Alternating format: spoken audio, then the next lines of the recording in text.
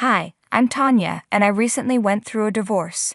I want to share my story because I hope it can help someone going through a similar situation. Maybe my experience can offer some guidance or comfort. A little background about me: my parents split up when I was just 7 years old. My dad was a Navy SEAL, so he was away from home a lot. Eventually, my parents' relationship fell apart. My mom remarried a man named Paul, and I ended up living with them. Unfortunately, Paul was abusive to me. The worst part? My mom knew but loved Paul too much to do anything about it. She just pretended it wasn't happening. My dad would visit sometimes, and when he did, I would spend the weekend with him. But being young and scared, I never told him what was happening at home. My dad and I were always really close. He made me feel like I was the most important person in his life. One day when I was almost done with middle school, I went to the beach with my dad. I was wearing beach shorts, and he noticed some bruises on my legs. "Hey, what's that on your leg?" he asked. I tried to brush it off, saying I just got hurt, but he was concerned. He asked if I was hiding something.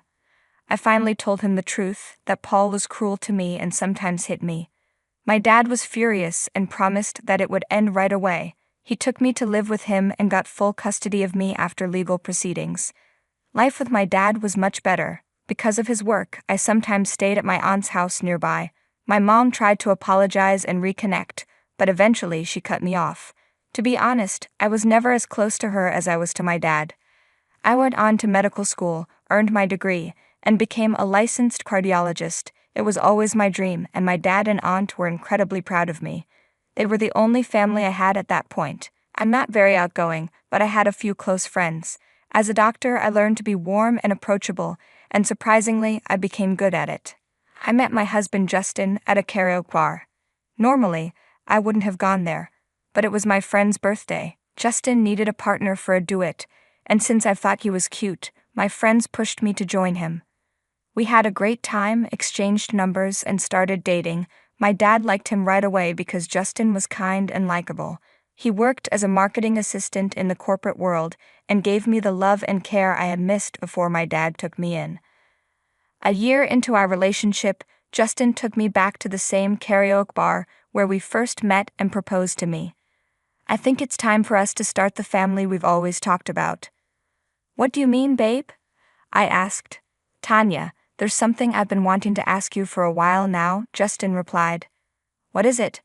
I asked, curious. Justin took a deep breath. "When we first met at that karaoke bar, I had no idea I was meeting the love of my life. You've brought so much happiness and warmth into my life, and I can't imagine spending it with anyone else. Will you marry me?" "Oh baby, yes," I said, feeling a rush of emotions. To be honest, while some people might find it perfectly okay to get married within a year, it felt a bit early for me, especially with the emotional walls I had built over time.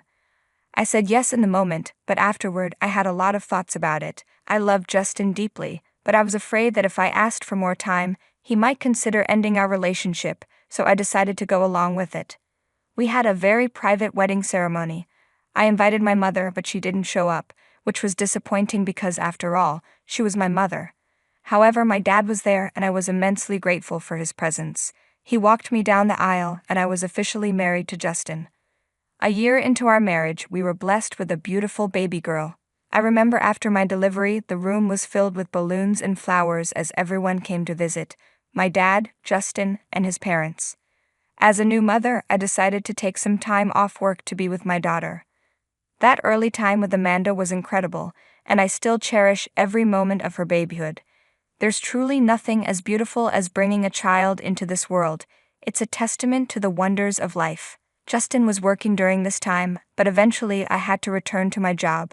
Justin was amazing as a dad. He had a knack for being super playful and gentle with our daughter. I mean, the guy would even let her put makeup on his face. He was a real sweetheart as a dad. But here's the thing, with both of us going back to work, we decided to hire a nanny to look after Amanda. She was a little bundle of energy, and we wanted her to have the best care while we were away. After some time, I got pregnant again, and then, out of the blue, came the big surprise. The doctor told us we weren't just expecting one more addition to our family, we were having twins. It wasn't exactly what we had planned for, but it brought a huge amount of joy into our lives. Little did we know that with the arrival of our children, the dynamics of our marriage were about to change. Justin never openly said it, but I started to sense that he wasn't thrilled about the fact that I earned more than him. I really picked up on this when our friends Carrie and Dylan came over for dinner during my third trimester. "So how are you guys feeling about the babies on the way?" Dylan asked. "Oh, we're excited." "A little nervous, but mostly excited," Justin answered. "Speaking of babies, have you guys thought about names yet?" Carrie asked. "Yes, we've been brainstorming.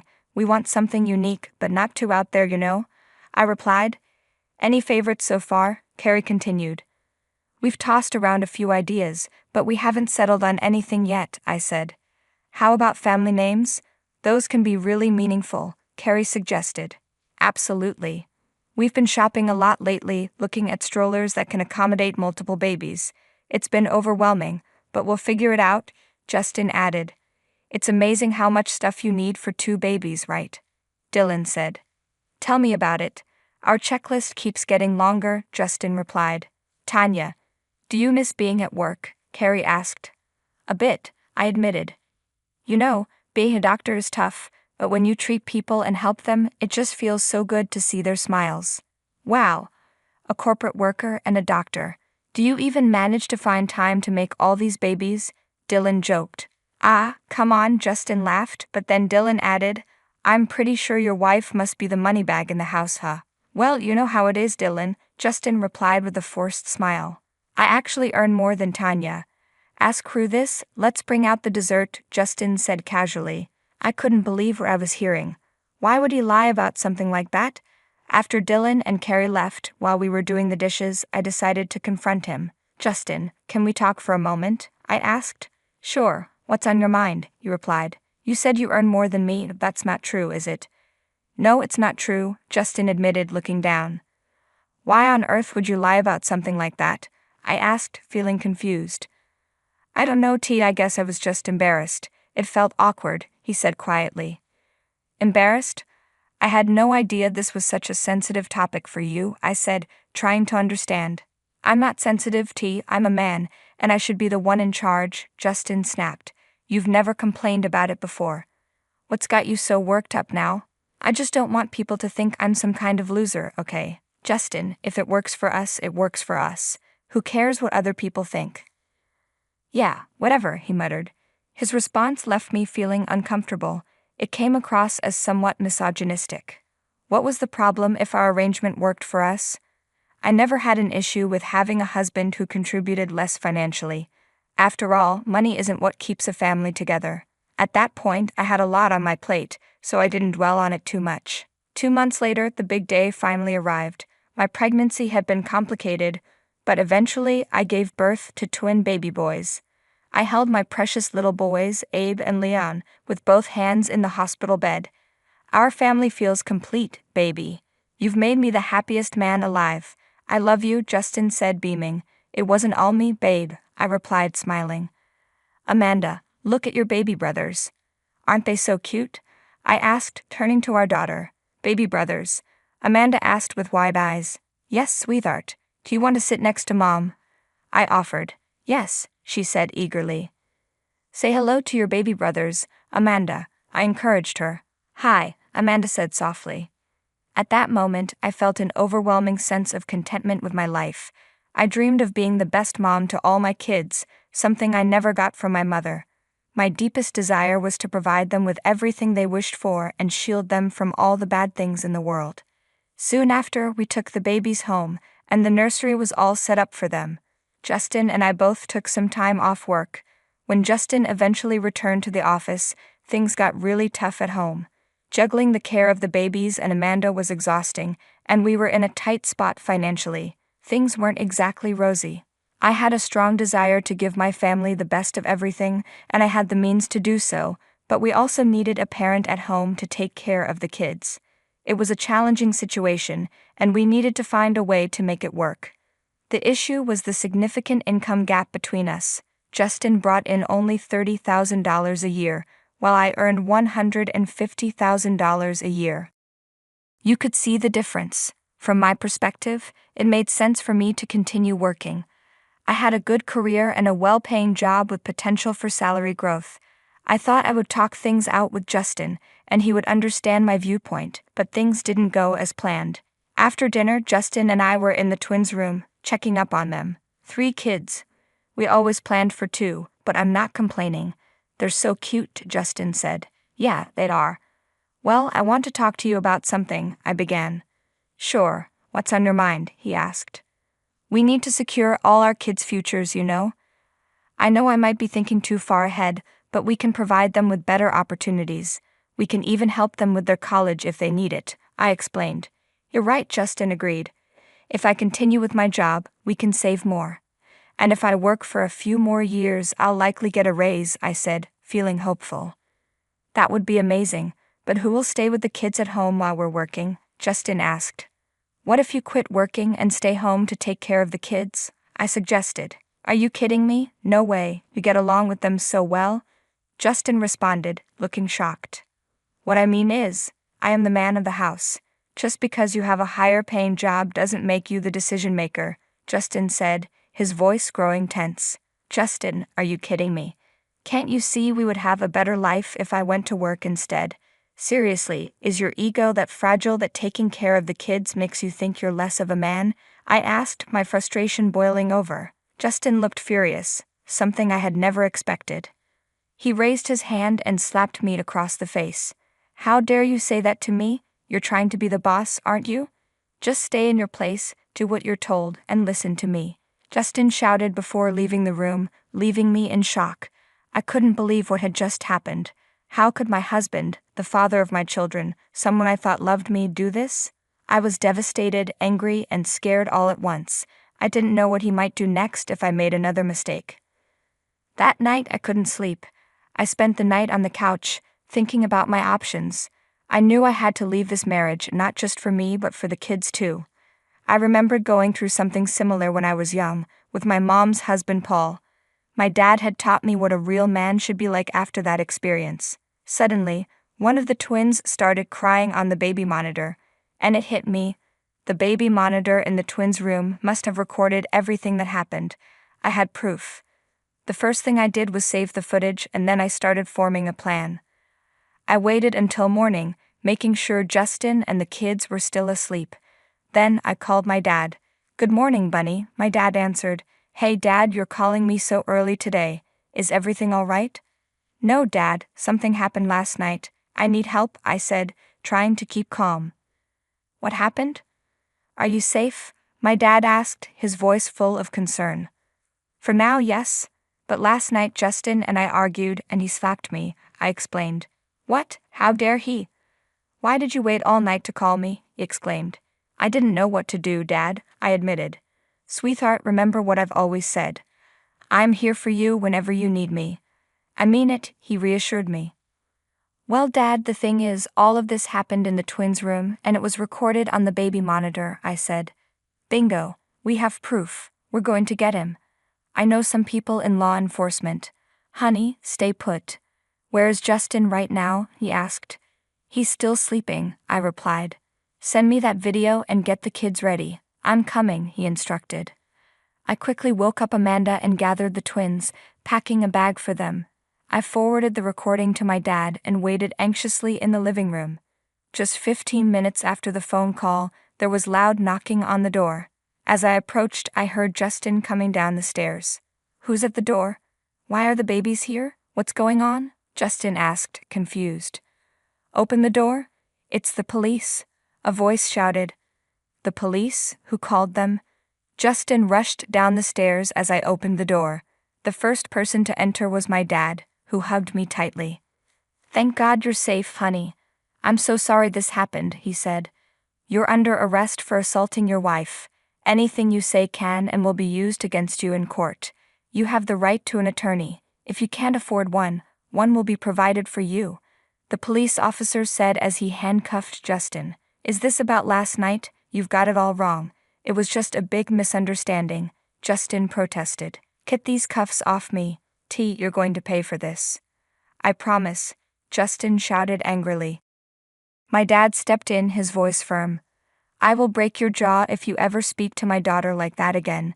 Consider yourself lucky I didn't handle this myself. Take him, officer. After that, my dad drove me and the kids to his house. Both Justin and I hired lawyers, and there was a lot of courtroom drama. Surprisingly, Justin's criminal record included a bar fight where someone ended up hospitalized for a month. I had no idea about this. As a result, Justin was sentenced to 3 months in jail. I sent him the divorce papers and gained full custody of the children. Justin wasn't granted any visitation rights.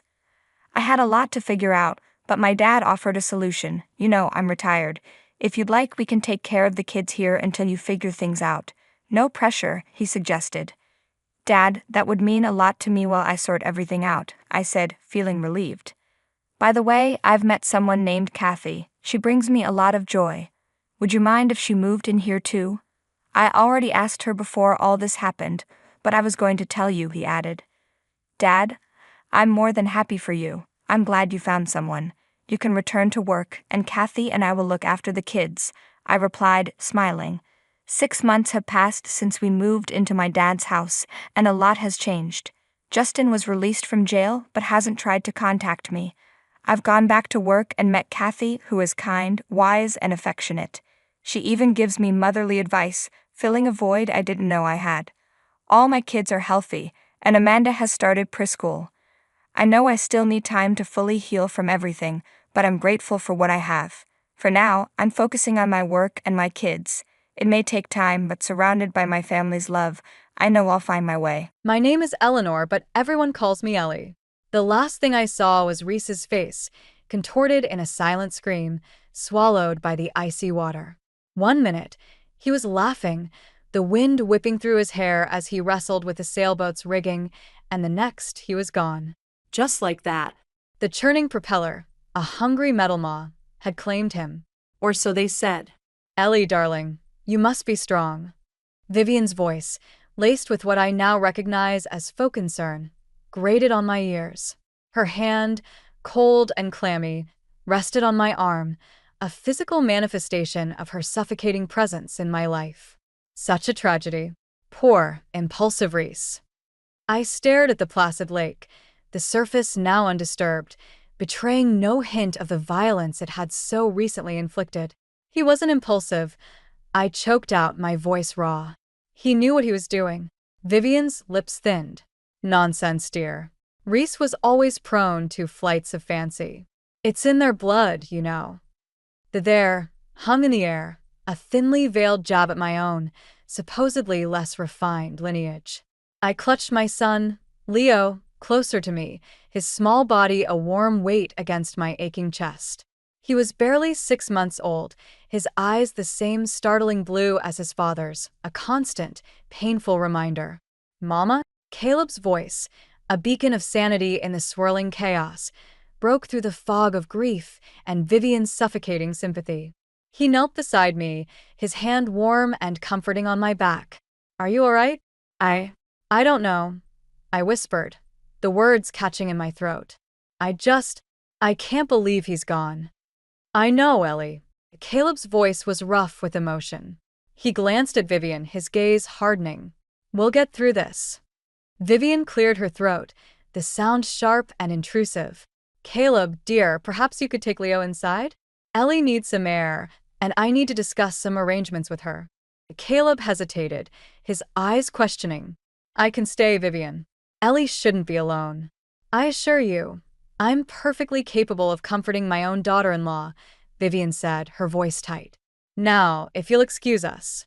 Caleb's jaw clenched, but he relented, carefully lifting Leo from my arms. As he turned to leave, he gave me a look, a silent promise of support that bolstered my crumbling resolve. Vivian waited until Caleb was out of earshot before speaking. Ellie, dear, this is difficult, I know. But we must be practical. Reese's affairs, you know. A mess, I'm afraid. He always was rather careless with money. What affairs? I asked, my mind still reeling from the shock of Reese's death. Well, the insurance for one, Vivian said, waving a dismissive hand. And the investments. Such a pity. He hadn't updated his beneficiary information after Leo was born. My blood ran cold. What are you saying? Simply that, well, As things stand, I'm afraid the bulk of his estate reverts to me. A mere formality, of course. I'll ensure Leo is taken care of. Her smile didn't reach her eyes. Taken care of? I repeated, my voice rising. He was your son, Vivian. And Leo is your grandson. Now, Ellie, don't be dramatic, Vivian said, her voice hardening. I'll ensure you and Leo have its comfortable allowance. Enough to maintain your lifestyle. But Reese's finances were complicated. Best left to me to handle. I stared at her, the pieces of the puzzle beginning to click into place. Reese's increasing distance, the hushed phone calls, the sudden boating trip. A chilling thought took root in my mind. Had it been an accident? Or something far more sinister? Sleep offered no respite. Reese's face, frozen in that final, silent scream, haunted my dreams. I woke up gasping, my heart pounding, Leo's soft breaths beside me the only anchor to reality. The morning light, filtering through the curtains, cast long shadows across the room, twisting familiar objects into menacing shapes. Downstairs, the house was eerily silent. Vivian was out, her icy presence replaced by an unsettling emptiness. I wandered into Reese's study, a room I'd rarely entered while he was alive. He'd become increasingly secretive in the last few months, often shutting himself away in here, his phone calls hushed and furtive. The room was meticulously organized, almost sterile. Too organized. I ran my hand along the polished surface of his desk, my fingers tracing the outline of a faint indentation, as if something heavy had recently been removed. I opened his drawers, finding them mostly empty. His files, his personal papers, all gone. The only thing remaining was a small, worn photograph tucked away in the back of a drawer. It was a picture of Reese and his younger sister, Iris, their arms around each other, their faces lit up with genuine joy. Iris. I'd barely met her. A fleeting encounter at their wedding years ago. Vivian had always spoken of her with a dismissive wave of her hand, referring to her as the wild child, the black sheep of the family. A sudden knock startled me. Caleb stood in the doorway, his face etched with concern. Ellie, you okay? No, I whispered, my voice trembling. Something's not right, Caleb. Reese's things, they're gone. Caleb stepped into the room, his gaze sweeping over the empty desk. Gone? What do you mean? I showed him the photograph. This is Iris, Reese's sister. Vivian never talks about her. I think she might know something. Iris? Caleb frowned. I haven't heard that name in years. I remember Reese talking about her, though. Said she ran away when they were teenagers. Something about a fight with Vivian. A fight? I repeated, a knot forming in my stomach. What kind of fight? Caleb shrugged. I don't know the details. Reese never really talked about it, but he seemed protective of her. Almost like he blamed Vivian for something. A chill ran down my spine. Vivian's words echoed in my ears. It's in their blood, you know. What if it wasn't Reese's impulsiveness that had led to his death? What if it was something else entirely? Later that day, the police called. They'd concluded their investigation. Accidental drowning. Case closed. I hung up the phone, my hand shaking. Accidental? It felt anything but. I needed to talk to Iris. Finding her proved harder than I expected. She was off the grid, living under an assumed name in a small town hours away. Caleb, bless his heart, pulled some strings, using his contacts to track her down. It was late when we finally arrived at her address, a small, weathered cottage nestled amongst towering trees. A woman opened the door, her eyes wary, her face etched with a sadness that mirrored my own. She looked remarkably like Reese, the same startling blue eyes, the same slightly crooked smile. Iris? I asked, my voice barely a whisper. She nodded, her gaze searching mine. And you're Eleanor, Reese's wife. The word hung in the air, heavy with unspoken meaning. I need to talk to you, I said, stepping past her into the dimly lit cottage. About Reese. About Vivian. Iris's eyes flickered with a mixture of fear and understanding. Come in, she said, her voice resigned. I've been expecting you. Caleb stayed in the car, giving us privacy. I sat down on a worn sofa, Iris perched on a chair opposite me. The silence stretched between us, thick with unspoken grief and suspicion.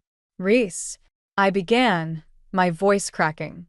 "I don't believe it was an accident." Iris sighed, her shoulders slumping. "Neither do I." She reached into a drawer and pulled out a small, leather-bound journal, its pages filled with faded ink. "Reese sent this to me a few weeks ago," she said, her voice low. "He was scared, Ellie. Scared of Vivian." My heart pounded in my chest. Scared of Vivian. The pieces of the puzzle were finally falling into place, forming a terrifying picture. And I knew, with a chilling certainty, that my life would never be the same. The journal felt heavy in my hands, the worn leather a testament to the secrets it held within. Iris watched me, her blue eyes, so like Reese's, filled with a mixture of apprehension and resolve. "He started writing it a few months ago," Iris said, her voice soft, almost a whisper. "He said things were changing, that Vivian was getting worse." I opened the journal, the pages brittle with age. Reese's handwriting, once familiar, now seemed alien. The words slanted and hurried, as if written in a state of fear. March 12th. Mother visited again today. She keeps asking about the trust, about the changes I'm planning to make. I told her I'm not changing anything, but she didn't believe me. She keeps saying Leo needs to be provided for, that I need to be more responsible. March 18th. I had a fight with Ellie today. I snapped at her, I don't know why. She looked at me like I was a stranger. Mother keeps whispering in my ear, telling me Ellie isn't capable, that she's not fit to be a mother. I try to ignore her, but her words burrow under my skin, twisting my thoughts. March 25th. I saw Mother talking to the lawyer today. They were arguing. I heard her say something about a clause, about ensuring control. I don't know what it means, but it made my stomach churn. April 2nd. I confronted Mother about the lawyer. She denied everything, said I was being paranoid. But I saw the look in her eyes. The same look she used to give Iris before she left. I'm starting to think Iris was right all along. My hands trembled as I turned the pages, each entry a chilling glimpse into Reese's growing paranoia and fear. The entries became more erratic, more desperate, culminating in a final, chilling entry. April 8th. I'm going sailing tomorrow. Mother suggested it, said it would clear my head. I don't trust her. I feel like I'm being watched, like I'm walking on eggshells. I need to talk to Iris. I need to tell someone. I'm afraid, The journal slipped from my grasp, landing on the floor with a soft thud. I looked up at Iris, my eyes wide with horror. She planned it, I whispered, my voice hoarse. She killed him. Iris nodded, her face streaked with tears. I tried to warn him, Ellie. I tried to tell him to get away from her, but he wouldn't listen. He thought he could protect you, protect Leo. Protect us from her? I choked out, a sob escaping my lips. But she's his mother. She's a monster, Iris said, her voice filled with venom. She's always been a monster. She drove me away. She isolated Reese, and now she's taken him from you. We sat in silence for a long time, the weight of Reese's words, the weight of his fear, pressing down on us. The journal lay between us, a tangible link to the man we'd both loved, the man Vivian had destroyed. What about the clause he mentioned? I asked, my voice barely above a whisper. The one about control? Iris's eyes hardened. Vivian's always been obsessed with control. With money. She has a trust fund, a substantial one. Reese was supposed to inherit a large portion of it when he turned 35. His birthday was next month. But he's gone, I whispered, the realization hitting me with full force. And that means... It means the money goes to Vivian. Iris finished, her voice flat. Unless there's a will stipulating otherwise. A sudden thought struck me. Reese was changing his will. He mentioned it in the journal. He wanted to make sure Leo was taken care of. Then we need to find it, Iris said, her eyes gleaming with a newfound determination. If we can find the will, we can prove Vivian's motive. We can expose her for what she is. A spark of hope ignited within me, a flicker of defiance in the face of overwhelming grief and despair. We had to fight. For Reese. For Leo. For ourselves. We had to bring Vivian down. I looked at Iris, her face mirroring my own resolve. "We'll find it," I said, my voice firm. "We'll find the will, and we'll expose her. I promise you, Reese will not die in vain." The search for Reese's will consumed us. We spent hours combing through his study, turning over every book, every paper, every photograph, desperate for a clue. The house felt suffocating, Vivian's unseen presence a constant, oppressive weight. We spoke in hushed whispers, our movements furtive, like conspirators in our own home. "He mentioned a safety deposit box," Iris said, her brow furrowed in concentration. "He wrote about it in the journal. Said he'd kept a copy of the will there." We found the key tucked away in a hidden compartment in his desk, a small, unassuming key that held the potential to unlock the truth. The next morning, while Vivian was attending a charity luncheon, a thinly veiled attempt to maintain her public image in the wake of Reese's death, we slipped out of the house and drove to the bank. My hands trembled as I inserted the key into the lock, the metal cold against my skin.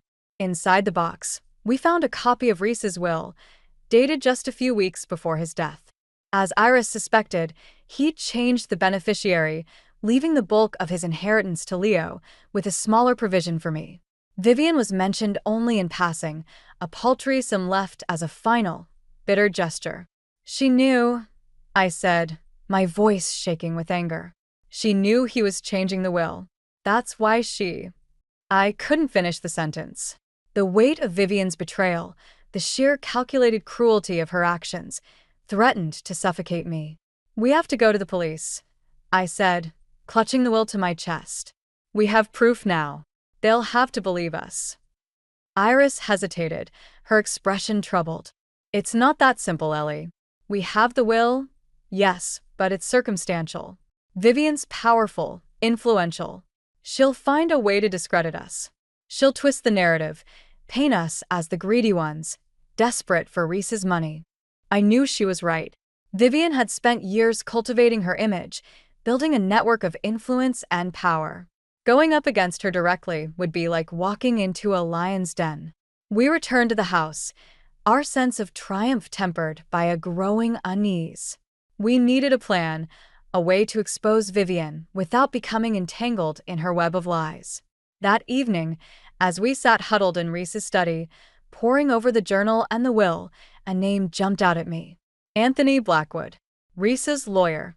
He was mentioned several times in the journal, always in connection with Vivian. "Blackwood," I said, pointing to the name. "He's the one who drew up the original will, the one that benefited Vivian. He must know something." Iris's eyes widened. "You're right. He might be our key to exposing her." Reaching out to Blackwood was a risk. He was Vivian's lawyer, bound by confidentiality.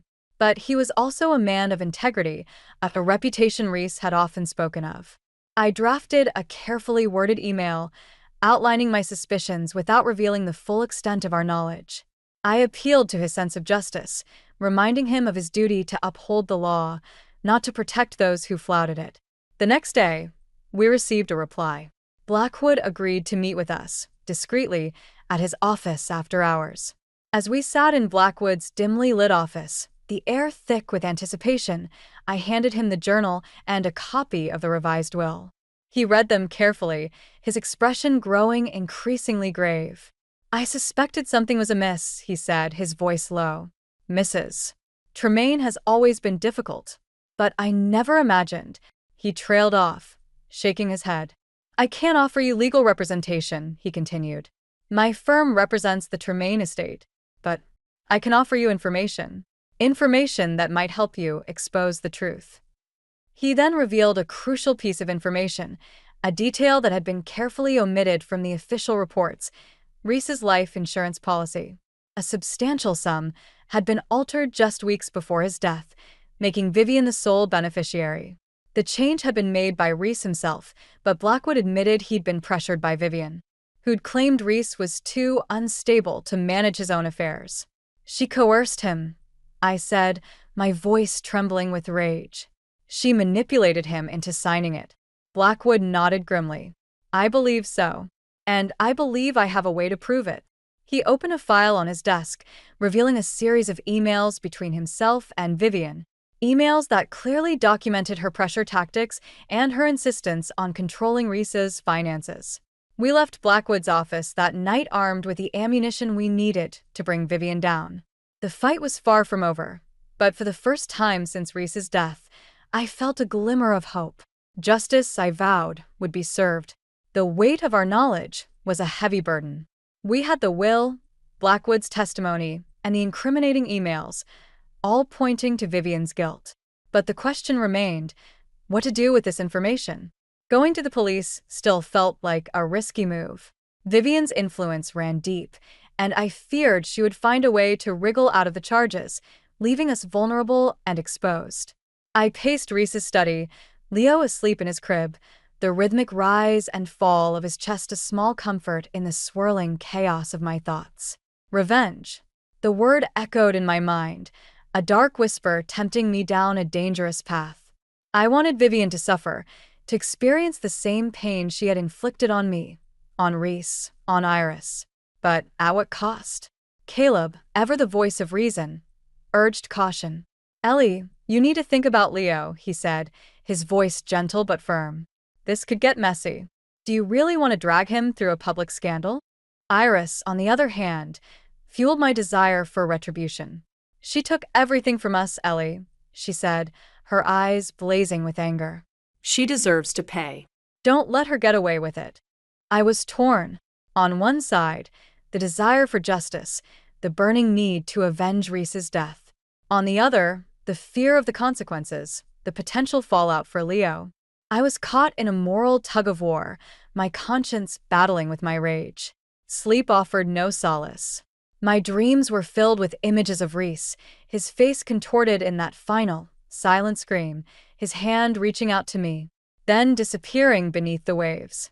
I woke up each morning with a renewed sense of purpose, a fierce determination to make Vivian pay, but also with a gnawing fear of the unknown. One night, as I sat rocking Leo to sleep, a thought struck me. Vivian's greatest asset wasn't her wealth or her influence, it was her reputation. Her carefully crafted image of a grieving mother, a pillar of the community, a philanthropist. That's what we needed to target. I share my idea with Iris and Caleb. I proposed a calculated campaign of exposure, a slow drip of information leaked to strategic individuals, key members of Vivian's social circle, influential journalists, and the local gossip columns. We wouldn't accuse her directly, not yet. We'd let the whispers spread, the doubts fester, the rumors grow until her carefully constructed facade crumbled under the weight of suspicion. Caleb expressed reservations, concerned about the potential legal ramifications. But Iris, her eyes gleaming with a predatory light, embraced the plan wholeheartedly. She thrives on appearances, on the adoration of her peers, Iris said, a cruel smile playing on her lips. Let's see how she fares when they turn their backs on her. Let's strip her bare and expose her for the monster she truly is. We began subtly, planting seeds of doubt. Anonymous tips to the local newspaper about inconsistencies in Reese's death veiled allusions to Vivian's controlling nature. Whispers of financial impropriety. We used burner phones and encrypted emails, careful to leave no trace. Then we escalated. We leaked excerpts from Reese's journal, carefully chosen passages that hinted at his growing fear and paranoia. We released copies of the incriminating emails between Vivian and Blackwood, redacting any identifying information that could lead back to us. The effect was immediate and devastating. Whispers turned to murmurs, murmurs to accusations. Vivian's social circle, once eager to offer condolences and support, began to distance themselves, their smiles strained, their conversations hushed. The local press, initially sympathetic, now started to question the circumstances surrounding Reese's death. Their articles laced with suspicion and innuendo. Vivian, oblivious to the source of the leaks, became increasingly frantic, her public appearances strained, her denials less convincing. She lashed out at the media, accusing them of sensationalism, of exploiting a family tragedy. But the damage was done. The seeds of doubt had taken root, and they were growing rapidly, threatening to choke the life out of her carefully cultivated image. I watched from the sidelines, a silent observer of Vivian's slow descent into ruin, a strange mix of satisfaction and unease churning within me. This was what I wanted, wasn't it? Revenge. But the taste was bitter, the victory tainted by the knowledge that, even in her downfall, Vivian had managed to inflict one final, devastating blow. She had forced me to confront the darkness within myself, the capacity for cruelty that I never knew I possessed. And that, I realized, was a burden I would carry with me long after Vivian was gone. The campaign against Vivian gained momentum, fueled by a voracious public appetite for scandal and intrigue. The local newspapers, sensing a shift in public opinion, escalated their coverage, publishing increasingly critical articles questioning the official narrative of Reese's death. The whispers and rumors, once confined to hushed conversations in private clubs and drawing rooms, spilled out into the open, amplified by social media and online forums. Vivian, once the darling of the local society, became a pariah, shunned by her former friends and allies. Her charity galas were sparsely attended, her fundraising efforts met with indifference. Her carefully constructed world, built on a foundation of image and influence, began to crumble around her. I watched her unravel from a distance, a silent observer of her public demise. The satisfaction I had initially felt began to morph into something else, a strange mixture of pity and unease. Yes, she deserved to be exposed, to face the consequences of her actions. But witnessing her downfall, watching her stripped bare of her power and prestige, left me with a hollow feeling, a sense of emptiness that echoed the void left by Reese's absence. One afternoon, as I scrolled through the online news, I came across a particularly scathing article detailing Vivian's alleged financial improprieties, hinting at a pattern of manipulation and deceit that stretched back decades. The article included a photograph of Vivian, her face haggard and drawn, her eyes devoid of their usual fire. She looked old, defeated, a shadow of her former self. A wave of sadness washed over me, a surprising pang of empathy for the woman who had caused me so much pain. I thought of Reese, of the love he had once felt for his mother, of the complex and tangled web of their relationship. And I wondered if, in our quest for revenge, we had become as ruthless and calculating as Vivian herself. That evening, Caleb came to visit. He looked worried, his brow furrowed with concern. "Ellie, this has gone far enough," he said, his voice gentle but firm. "You need to stop." "Stop," I repeated, my voice rising. "She killed Reese, Caleb. Don't you understand? She took him away from us." "I know," Caleb said, his hand reaching out to touch my arm. "But this isn't the way to honor his memory. You're becoming consumed by this, Ellie. It's poisoning you." I pulled away from his touch, my anger flaring. "You don't know what it's like, Caleb. You weren't there. You didn't see his face, hear the fear in his voice." My voice cracked, tears welling up in my eyes. I turned away, unable to bear the weight of his gaze, the silent judgment in his eyes. "I'm doing this for him, Caleb," I whispered, my voice choked with emotion. "For Reese. For Leo." Caleb sighed, his shoulders slumping. "I just don't want you to lose yourself in this, Ellie," he said, his voice filled with concern. "Revenge, it's a dangerous game. It can consume you, destroy you." He left soon after, leaving me alone with my thoughts, his words echoing in the silence. He was right, of course. I knew I was playing with fire, dancing on the edge of a precipice. But I couldn't stop. Not yet. Not until Vivian had paid for what she had done. The next day, I received an unexpected phone call. It was Iris, her voice urgent, almost frantic. "Ellie, you need to come quickly," she said, her words tumbling over each other. "Something's happened. It's Vivian." My heart pounded in my chest, a premonition of dread washing over me. What had she done? Had she finally cracked under the pressure? Or had she devised a counterattack, a way to turn the tables on us? I grabbed my coat and rushed out of the house, leaving Leo in the care of the nanny, my mind racing with possibilities. My heart filled with a chilling certainty that the game was far from over. I arrived at Vivian's mansion to find chaos. Police cars lined the driveway, their flashing lights painting the manicured lawns with an eerie, pulsating glow.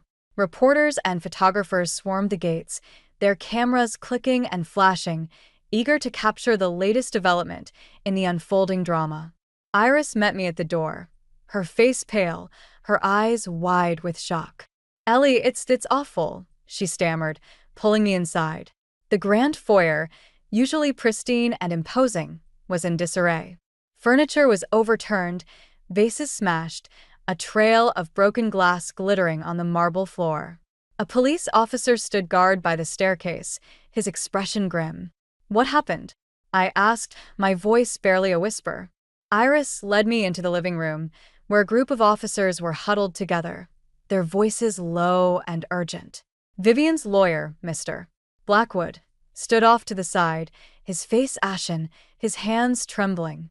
She tried to take her own life," Iris whispered, her voice choked with emotion. My blood ran cold. Suicide? It was a desperate act, a final, dramatic gesture from a woman cornered, stripped bare of her power and prestige. I pushed my way through the crowd of officers, my gaze drawn to the figure lying on the sofa, covered by a blanket. A paramedic knelt beside her, checking her vital signs. "She's alive," the paramedic said, his voice calm and reassuring. "But she's lost a lot of blood. We need to get her to the hospital." They lifted Vivian onto a stretcher and carried her out of the house, the throng of reporters and photographers jostling for a better view, their cameras flashing, capturing the ignominious end of Vivian's reign.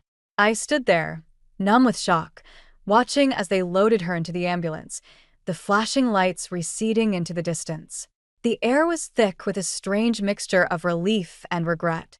Relief that she hadn't succeeded, that she would have to face the consequences of her actions. Regret that it had come to this, that her life, once so carefully orchestrated, had unraveled so completely. Mr. Blackwood approached me, his expression somber. "Mrs. Hawthorne," he said, his voice low. "I believe this incident changes things." I nodded, understanding dawning. Vivian's suicide attempt, regardless of its motivation, painted her in a new light, a victim, not a perpetrator. It complicated matters, muddied the waters, made it harder to prove her guilt in Reese's death. "The police are likely to close the investigation," Blackwood continued, his voice tinged with resignation. "They'll attribute it to stress, to the pressure of the recent accusations. It's unlikely they'll pursue the matter further." I felt a surge of anger, a sense of injustice. She had manipulated the system, orchestrated her own downfall to escape accountability. And she had succeeded. "So she gets away with it?" I asked, my voice laced with bitterness. Blackwood sighed, his shoulders slumping. "I'm afraid so, Mrs. Hawthorne. The evidence against her, while compelling, is circumstantial. With this latest development, it's unlikely a jury would convict." I stood there, silent, the weight of his words pressing down on me. Vivian had won. She had manipulated the system, played the victim, and escaped justice. As I left the mansion, the crowd of reporters and photographers parted for me, their cameras flashing, capturing my image. My face etched with a mixture of grief and anger. I walked towards my car, the flashing lights of the police cars reflecting in my eyes, a stark reminder of the injustice that had been served. The game was over. Vivian had played her final card, and she had won. But as I drove away, a new resolve hardened within me. She might have escaped legal justice, but she would not escape my judgment. I would find a way to make her pay, to ensure that Reese's death was not in vain. The fight was far from over. It had just begun. The weeks that followed Vivian's suicide attempt were a blur. The media frenzy eventually died down, the public's attention shifting to the next scandal, the next tragedy. Vivian, physically recovered but emotionally shattered, retreated from public life, a recluse in her own gilded cage. I focused on Leo, pouring all my energy into caring for him, his presence a constant reminder of the future I had almost lost. The desire for revenge, once a burning flame, dwindled to a flickering ember. I had come to realize that true justice wasn't about punishment. It was about healing, about rebuilding a life shattered by loss and deceit. One crisp autumn afternoon, I received an unexpected visitor. Iris stood on my doorstep, her face etched with a mixture of sadness and resolve. "I'm leaving, Ellie," she said, her voice quiet. "I'm going back to where I belong." I knew what she meant. She was returning to the life she had built for herself, far away from the toxic influence of her family, from the memories that haunted her. "I understand," I said, my voice catching in my throat. "I'll miss you." We embraced, a silent acknowledgement of the bond we had forged in our shared grief and anger. "Vivian, she's asked to see you," Iris said, her voice barely a whisper. My heart clenched. See me? After everything she had done, after all the pain she had caused, she wanted to see me? "I don't know if I can," I said, my voice trembling. "I think you should," Iris said, her gaze steady. "Not for her, but for yourself. For Reese." I knew she was right. I needed closure, a final confrontation to exorcise the ghosts that still haunted me. The next day, I drove to Vivian's mansion, my heart pounding in my chest. The house seemed smaller, somehow, less imposing than I remembered. The grandeur had faded, replaced by an air of neglect, of decay. Vivian was waiting for me in the living room, her figure frail and diminished, her face etched with lines of weariness and regret. The fire in her eyes, once so fierce, had been extinguished, replaced by a dull emptiness. "Eleanor," she said, her voice weak. "Thank you for coming." I sat down opposite her, the silence stretching between us, thick with unspoken words, with the weight of the past. I wanted to apologize," Vivian said, her voice barely above a whisper. "For everything." I stared at her, searching for a flicker of sincerity in her eyes, but found only emptiness. Was it a genuine apology? Or another manipulation, a final attempt to control the narrative? "I don't believe you," I said, my voice flat. Vivian sighed, a shuddering breath that seemed to drain the last vestiges of life from her. "Perhaps not," she said, her voice resigned. "But I needed to say it. For Reese." For you. She reached into a drawer and pulled out a small, velvet box. She opened it, revealing a delicate silver locket, its surface engraved with a single initial, R. "This was Reese's," she said, her voice trembling. "He gave it to me when he was a boy. I want you to have it." She extended the box towards me, her hand shaking. I hesitated for a moment, then took it, the cool metal a stark contrast to the warmth of my skin. "Thank you," I said, my voice barely audible. We sat in silence for a few more minutes, the weight of the past pressing down on us. Then, I stood up to leave. "Eleanor," Vivian said, her voice weak. "There's one more thing." I turned back to face her, my gaze questioning. I loved him," she whispered, her eyes filled with tears. "I loved him more than anything." I stared at her, unsure how to respond. Love? Was that what she called it? Her twisted, possessive love had destroyed her son, had shattered our lives. I didn't reply. I simply turned and walked away, leaving Vivian alone with her ghosts, with the wreckage of her life. As I drove away from the mansion, I clutched the locket in my hand, the cool metal a tangible link to the past, to the man I had loved and lost. The future stretched before me, uncertain but hopeful, filled with the promise of healing, of forgiveness, of a life rebuilt from the ashes of loss and deceit. The inheritance of lies had finally been broken. I never expected my life to change at a music festival, especially not while standing in line for overpriced lemonade. But that's where I met Ethan Miller, and looking back now, I wish I'd stayed thirsty. My name is Riley, and I'm a night shift nurse at Memorial Hospital. That Saturday was my first day off in 2 weeks, and my best friend Jessica had practically dragged me to the Summer Sound Festival. "You can't keep hiding in your scrubs," she'd insisted. The world needs to see those legs. The August heat was brutal, and sweat trickled down my back as I shifted from foot to foot in the endless drink line.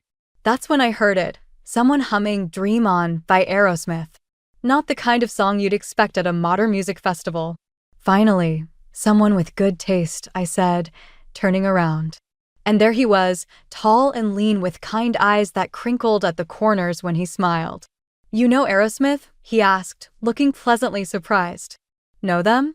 I have their entire vinyl collection, thanks to my grandmother's obsession with Steven Tyler." His face lit up. "Vinyl? Now that's impressive." "I'm Ethan, by the way." We ended up sharing that overpriced lemonade, sitting cross-legged on a patch of grass while some indie band played in the background. Ethan worked in finance, loved classic rock, and had the most infectious laugh I'd ever heard. "So, night shift nurse?" he said, raising an eyebrow. "That must be intense." "It has its moments." Last week, I had a patient who was convinced the hospital ghost was stealing his Jell-O. Was it? No, it was his roommate. But I didn't have the heart to tell him. Jessica found us there hours later, her eyes widening when she saw us together. She gave me that look, the one that said we'd be having a detailed conversation later. "Riley, there you are," she exclaimed, then not so subtly checked Ethan out. "And who's this?" Before I could answer, a sharp voice cut through our conversation. "Ethan? Ethan Miller, is that you?"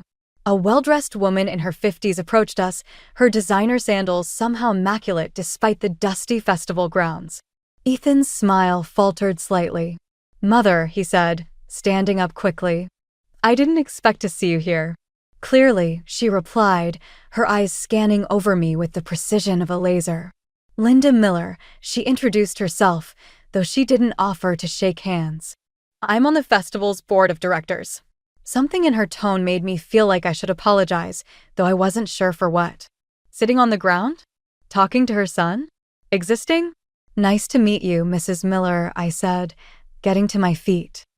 "I'm Riley Thompson." Was her only response before turning back to Ethan. "Darling, the Hendersons are here. You remember Caroline, their daughter? She's just finished her residency at Mayo Clinic." I watched Ethan's jaw tighten slightly. "Mother, I'm actually in the middle of something here." The tension crackled between them like static electricity. Linda's perfectly lined lips pressed into a thin smile. "Of course you are, dear. We'll catch up later." As she walked away, Ethan turned to me with an apologetic look. "I'm sorry about that. My mother can be intense." "No worries," I said, though something cold had settled in my stomach. "All mothers are protective." "Yeah," he replied, but his eyes followed his mother's retreating figure. Then he surprised me by pulling out his phone. "Can I get your number? Maybe we could continue this conversation somewhere with less parental supervision." I laughed and gave it to him, ignoring Jessica's excited bouncing beside me.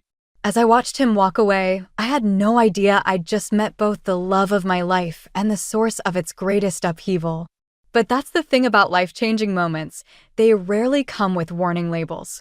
That night, I fell asleep to Aerosmith's Dream On, playing on my grandmother's old record player, completely unaware that my own dreams were about to become a lot more complicated.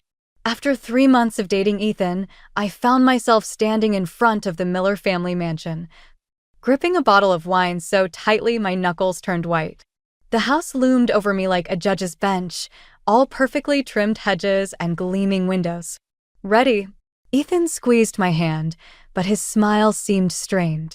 We'd delayed this formal family dinner for weeks, but Linda Miller's requests had become increasingly difficult to dodge. A uniformed housekeeper opened the door before we could ring the bell. Inside, everything sparkled like a museum where you're afraid to touch anything.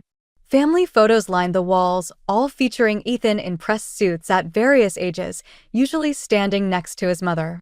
Linda Miller swept into the foyer wearing a designer dress that probably cost more than 3 months of my salary. "Darling," she air-kissed Ethan's cheeks, then turned to me. "And Riley, that's an interesting choice of dress." I glanced down at my navy cocktail dress, the nicest thing I owned. "Thank you for having me, Mrs. Miller." "Linda, please." She waved us toward the dining room. Though I suppose we should wait to see if you'll be around long enough for such informalities. Ethan's jaw tightened. Mother. I'm only teasing, darling. Caroline Henderson was asking about you the other day. The dining room could have hosted a state dinner. Mr. Miller, a quiet man with Ethan's kind eyes, nodded to us from behind his newspaper. So, Riley, Linda began as the first course arrived. Ethan tells me you're a nurse. At Memorial, isn't it? Not exactly Massachusetts General, but I suppose we all have to start somewhere. I forced a smile. I love Memorial, actually. We have an excellent trauma unit. And what does your family do? I don't believe Ethan mentioned. My grandmother raised me. She owned a record store. Linda's eyebrows arched. A record store? How? Quaint. And your parents? Mother, Ethan interrupted sharply. Riley's grandmother is amazing. You should hear her vinyl collection. Yes, well. Linda delicately cut into her salmon. I suppose some people find that sort of thing charming. Though Ethan, darling, you really should consider the Morgan Stanley position Charles mentioned. The salary would be much more suitable for starting a family. I nearly choked on my wine.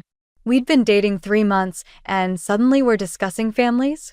Actually, I said, finding my voice, Ethan mentioned he loves his current job.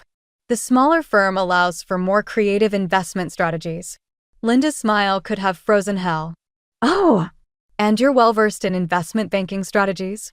I understand enough to know that happiness matters more than prestige. The silence that followed was deafening. Mr. Miller suddenly seemed very interested in his potatoes. Happiness, Linda finally said, doesn't pay for private school tuition or summer homes in the Hamptons. But perhaps such considerations aren't priorities in your circle. Ethan's hand found mine under the table. I think Riley's right, Mother. I'm happy where I am. Something flickered across Linda's face, surprise, maybe anger. Well, if you're content with mediocrity. I should check on dessert, the housekeeper interrupted, clearly sensing the tension. As she hurried out, Linda turned to me with a practiced smile. Riley, dear, would you help me in the kitchen? I'd love to share my creme brulee recipe. In the kitchen, Linda closed the door behind us. Let me be clear, she said, her voice low and precise. My son has potential. Real potential. He doesn't need someone holding him back with small-town contentment and vinyl records. I met her gaze. With all due respect, Mrs. Miller, Ethan is an adult who can make his own choices. Can he? She laughed softly. Oh, sweet girl. You have no idea what you're walking into. But you will. Later that night, as Ethan drove me home, I couldn't shake the chill from Linda's words.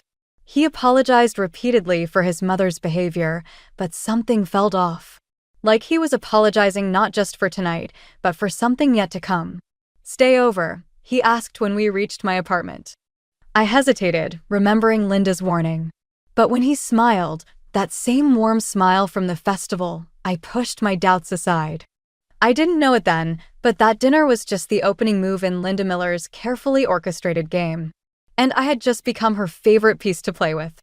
The first sign that my marriage was crumbling appeared on an ordinary Tuesday morning, 6 months after our wedding. I found Ethan's phone buzzing on our kitchen counter while he was in the shower. The screen lit up with a text from Linda. The Henderson party tonight. Don't forget what we discussed. I shouldn't have looked. But after months of Ethan's late nights at work and increasingly distant behavior, something inside me snapped. I picked up the phone. The message thread with his mother was a novel of manipulation. Caroline will be there. Remember your future. Riley doesn't understand our world. And most recently, the trust fund conditions are clear. Darling, the shower stopped running. I placed the phone exactly where I'd found it, my hands shaking. Hey, babe, Ethan said, emerging in his suit. I might be late tonight. Big client meeting. I studied his face, searching for signs of the man I'd met at the festival. The Henderson party, you mean? He froze for a fraction of a second. How did you? Your mother texted. I kept my voice steady. Want to tell me about the trust fund conditions? Riley. He ran a hand through his damp hair. It's complicated. Try me. My grandfather's trust fund. There are certain expectations. Career benchmarks, social obligations. He wouldn't meet my eyes. Marriage requirements. The word hit like a slap. Requirements? Mother's just concerned about our future. The trust vests when I turn 33, but only if. Only if what, Ethan? Only if you marry someone from the right social circle? Someone like Caroline Henderson. His silence was answer enough. So what was I? Practice? A rebellion against mommy. No. He reached for me, but I stepped back. I love you. But maybe we rushed into marriage. Mother thinks. I don't care what your mother thinks. The words exploded out of me. I care what you think. What you want. I want. He checked his watch. I can't do this right now. I have to get to work. That evening, I called Jessica. Come over. Bring wine. She arrived with 2 bottles and a concerned expression. Spill. I told her everything, the texts, the trust fund, the way Ethan had been withdrawing for months. That manipulative witch, Jessica muttered. And Ethan's just letting her pull his strings? There's more. I pulled out the bank statement I'd found while stress cleaning. Look at these charges. Private clubs, expensive restaurants, jewelry stores, all while he's been telling me we need to budget carefully. Jessica whistled. Holy shit. These dates. Riley, these are on nights he said he was working late. My stomach churned. I know. What are you going to do? Before I could answer, my phone buzzed. A text from Linda. Dinner tomorrow. Just us girls. We need to discuss Ethan's future. Jessica read it over my shoulder. Don't go. It's obviously a trap. No, I said slowly, an idea forming. I think I should hear what she has to say. Riley. I've been playing defense since day one with her. Maybe it's time I changed the game. My phone buzzed again. This time from Ethan, working late again. Don't wait up. I thought about the man who'd hummed Aerosmith in a festival line, who'd made me believe in instant connections. Then I thought about the man who'd let his mother orchestrate our entire relationship, who was probably sitting across from Caroline Henderson right now. You know what the worst part is? I told Jessica, pouring more wine. I actually thought love would be enough. That if I just loved him enough, he'd choose me over his mother's manipulation. So what now? I looked at Linda's text again. Now? Now I find out exactly what the Miller family has to lose. And then I decide if it's worth taking from them. Jessica's eyes widened. That doesn't sound like you. Maybe it's time I stopped being so nice. I raised my glass. After all, Linda Miller wanted to teach me about her world. I think I'm finally ready to learn. The irony wasn't lost on me. I was about to become exactly what Linda had accused me of being, a threat to her perfect world. And for the first time since this whole mess began, I was looking forward to proving her right. The lunch with Linda Miller was set for noon at LeBlanc, the kind of restaurant where the menu doesn't list prices. I arrived early, armed with the flash drive containing copies of Ethan's bank statements and text messages. My wedding ring felt heavy on my finger. Linda was already there, perfectly coiffed in Chanel. Riley, dear. So glad you could make it. Wouldn't miss it. I sat down, noting how she'd positioned herself to face the other diners. Always performing for an audience. I'll be direct, she said after ordering a $60 salad. This situation with Ethan isn't working. Which situation? The marriage you never wanted, or the secret meetings with Caroline Henderson? Her pause was barely noticeable, but I caught it. I see Ethan's been sharing our private conversations. Actually, he hasn't shared anything. That's part of the problem. The waiter arrived with our drinks. I watched Linda take a deliberate sip of her mineral water, her diamond tennis bracelet catching the light. Marriage is complicated, dear. Especially in our circles. There are expectations, obligations. Like the trust fund conditions? Another slight pause. Ethan told you about that? He did. Right after I found out about the secret credit cards and the jewelry store charges. I leaned forward. Tell me, Linda, does Caroline Henderson wear the necklace he bought last month, or is that saved for special occasions? Her carefully maintained facade cracked for just a moment. You've been snooping. I've been paying attention. Something you taught me, remember? At that first dinner, when you said I had no idea what I was walking into. Then you understand why this needs to end quietly. She reached for her purse. I'm prepared to be generous. A clean break, no messy divorce proceedings. She slid an envelope across the table. Inside was a check with enough zeros to make my head spin. That's your offer? Money to disappear. It's more than fair.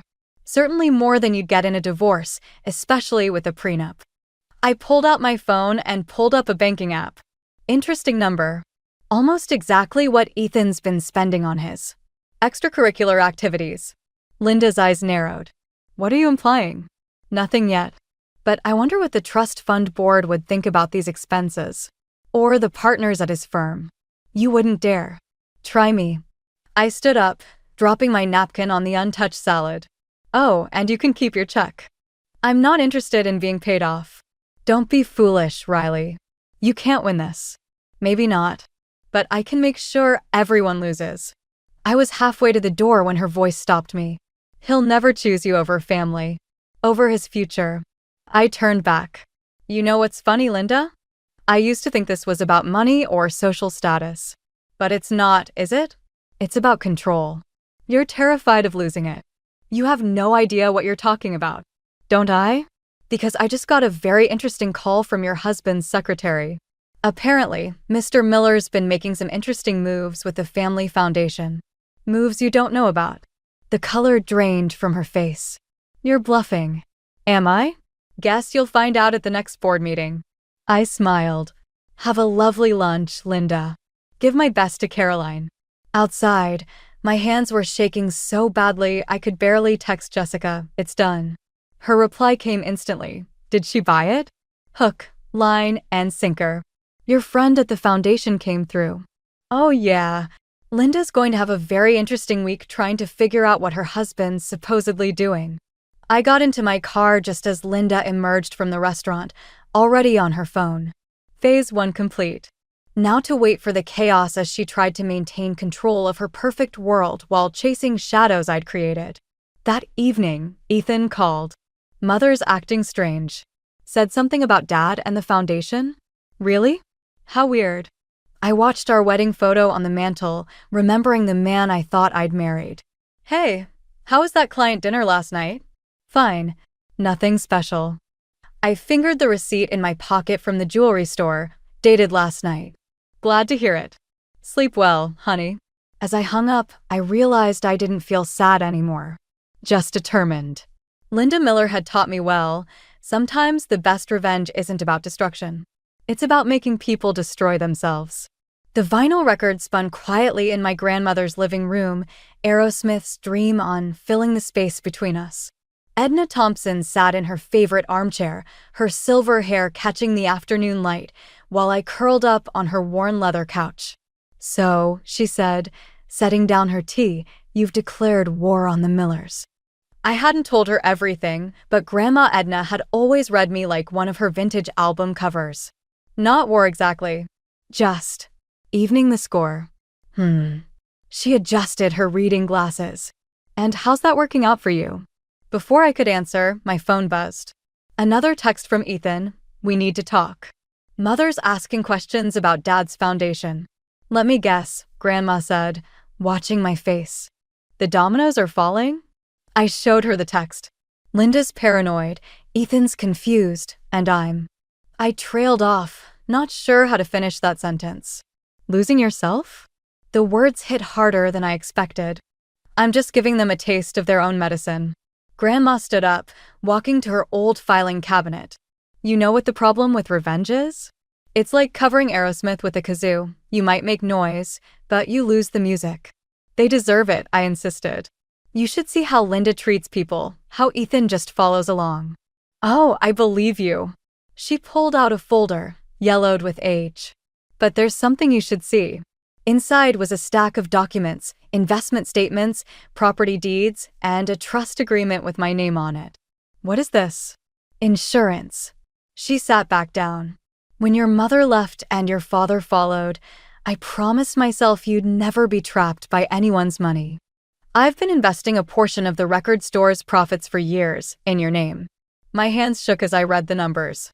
This is substantial. Enough to walk away. Start fresh. She leaned forward.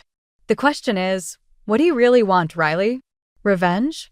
Or freedom? My phone buzzed again. Linda, this time, we need to discuss these allegations immediately. I want them to hurt like I hurt, I whispered, but the words felt hollow. And then what? Grandma's voice was gentle. Will it fix what's broken? I thought about the hours I'd spent plotting, the satisfaction of watching Linda squirm at lunch, the hollow victory of catching Ethan in his lies. I'm so tired, Grandma. I know, sweetheart. She took my hand. You know what your grandfather used to say? The best revenge is a life well lived. Cliché as hell, but he wasn't wrong. Another text from Ethan, please come home. We can fix this. Can we? I murmured to myself. Grandma stood up, walking to her record collection. You remember when you first heard this song? You said it made you feel like anything was possible. The familiar chorus filled the room. Dream until your dreams come true. What are your dreams now, Riley? Not the revenge fantasies, your real dreams. I closed my eyes, letting the music wash over me. For the first time in months, I felt something shift inside, not the sharp edge of anger, but something clearer, cleaner. I want out, I realized. Not just from the marriage, but from their whole world of manipulation and control. Then maybe it's time to change the record. Grandma handed me the trust documents. You don't have to play their game anymore. My phone buzzed one final time. Jessica, Linda's called an emergency foundation meeting. What's our next move? I stared at the message, then at the trust papers in my hand. The choice crystallized. I could keep orchestrating chaos in the Miller family, or I could walk away and build something new. You're right, I told Grandma, picking up my phone. But instead of responding to any of the messages, I opened my banking app and began transferring funds to a new account. Sometimes the best revenge isn't about destroying someone else's world. Sometimes it's about building your own. Want to help me apartment hunt? I asked Grandma. She smiled, turning up the volume on Dream On. That's my girl. The war with the Millers wasn't over, but for the first time, I realized I didn't need to win it. I just needed to leave it behind. I stood in our bedroom, packing a suitcase, when Ethan burst through the door. His usually perfect hair was disheveled, tie askew. Behind him, Linda Miller swept in like an avenging angel in Chanel. What have you done? Ethan demanded, waving his phone. The foundation board is launching an investigation. Dad's being questioned by lawyers. I folded another sweater. Funny how secrets have a way of coming out. This isn't a game, Riley. Linda's voice could have frozen hell. You've put the entire Miller legacy at risk. Legacy? I laughed, but it came out hollow. Is that what we're calling it now? Where are you going? Ethan noticed the suitcase. We need to fix this. Fix what exactly? I turned to face them. The foundation mess? Your secret meetings with Caroline? Or maybe the credit card bills for jewelry I never received. Linda stepped forward. Whatever you think you know. I know everything. I pulled out my phone, showing them the screen. Every transaction, every text, every lie. Would you like to see the receipts? The board certainly did. Ethan's face went pale. You sent them to the board? Actually, I didn't. I zipped up the suitcase. But interesting that you assumed I would. Guilty conscience. Stop playing games, Linda snapped. What do you want? Money? Position on the board. I wanted a husband who chose me. A family that accepted me. My voice cracked slightly. Guess we all end up disappointed sometimes. Ethan moved closer, his expression softening. Baby, please. We can work this out. I'll do better. For a moment, I almost believed him. Then his phone buzzed, and I caught Caroline's name on the screen. You should get that, I said quietly. Wouldn't want to keep her waiting. This is ridiculous, Linda interrupted. Ethan, handle your wife before she destroys everything we've built. Handle me? I wheeled on her. I'm not one of your charity projects or social connections. I'm a person who loved your son enough to fight for him, even when he wouldn't fight for himself. Then why are you leaving? Ethan's voice was small, almost childlike. Because loving you shouldn't hurt this much. I grabbed my suitcase, but Linda blocked the door. If you walk out now, you'll get nothing. The prenup. Keep your money. I pulled out Grandma's trust documents. I have something better. My freedom. That's when Ethan grabbed my arm. Wait, please. I'll tell Caroline it's over. I'll stand up to Mother. Just don't go. For a heartbeat, I wavered. Then I noticed Linda's slight smile, watching her son manipulate me just as she taught him. You know what's sad? I pulled away gently. I actually believe you mean that right now. But tomorrow or next week, you'll be right back under her thumb, and I'll be right back here, wondering why I'm never enough. Riley, I release you, Ethan. From the guilt, the promises, all of it. Go live the life your mother planned. Marry Caroline. Get your trust fund. Just let me go. This isn't over, Linda warned as I reached the door. Actually, it is. I turned back one last time. But don't worry. I won't expose the foundation or your family secrets. Not because you deserve the protection, but because I deserve peace. I made it to my car before the tears started. Through the window, I could see them arguing in the doorway, mother and son, locked in their eternal dance of control and submission. My phone buzzed, Jessica offering refuge, Grandma checking in. Even Mr. Miller sending a surprisingly kind message about understanding the need to break free. But it was the last text that broke me, a photo from Linda showing Ethan and Caroline at dinner last week. His hand holding the jewelry box I'd found the receipt for. Just thought you should know what you're walking away from, the caption read. I started the car, my hands shaking so badly I could barely grip the wheel. In my rearview mirror, our house, my prison, grew smaller. The cruelest part wasn't leaving. It was realizing that despite everything, despite the betrayal and manipulation, a part of me still loved the man I'd met at that music festival. But that man was gone, if he'd ever really existed at all.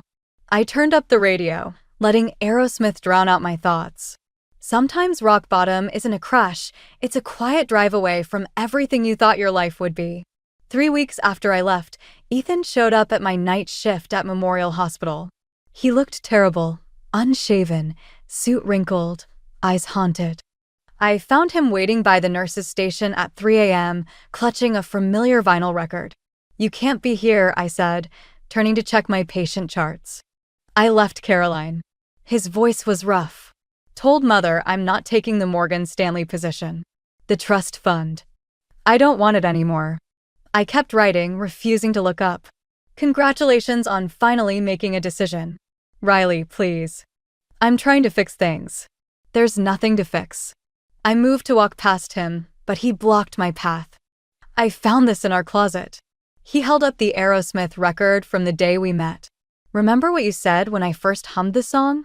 Sir, a security guard approached. Is there a problem here?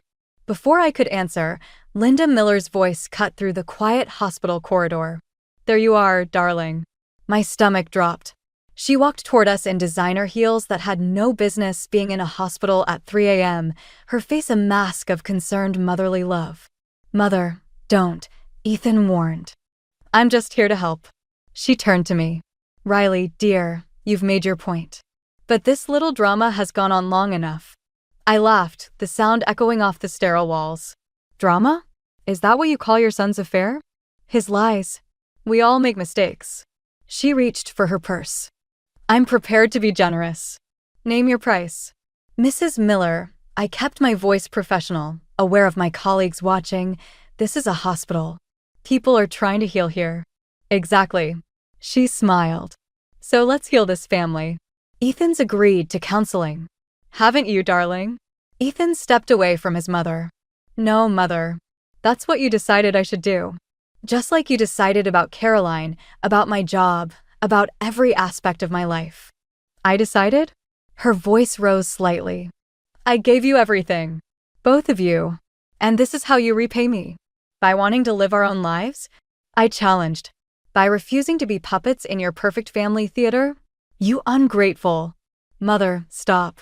Ethan's voice was different, stronger. Riley's right. About everything. I let you control me because I was afraid.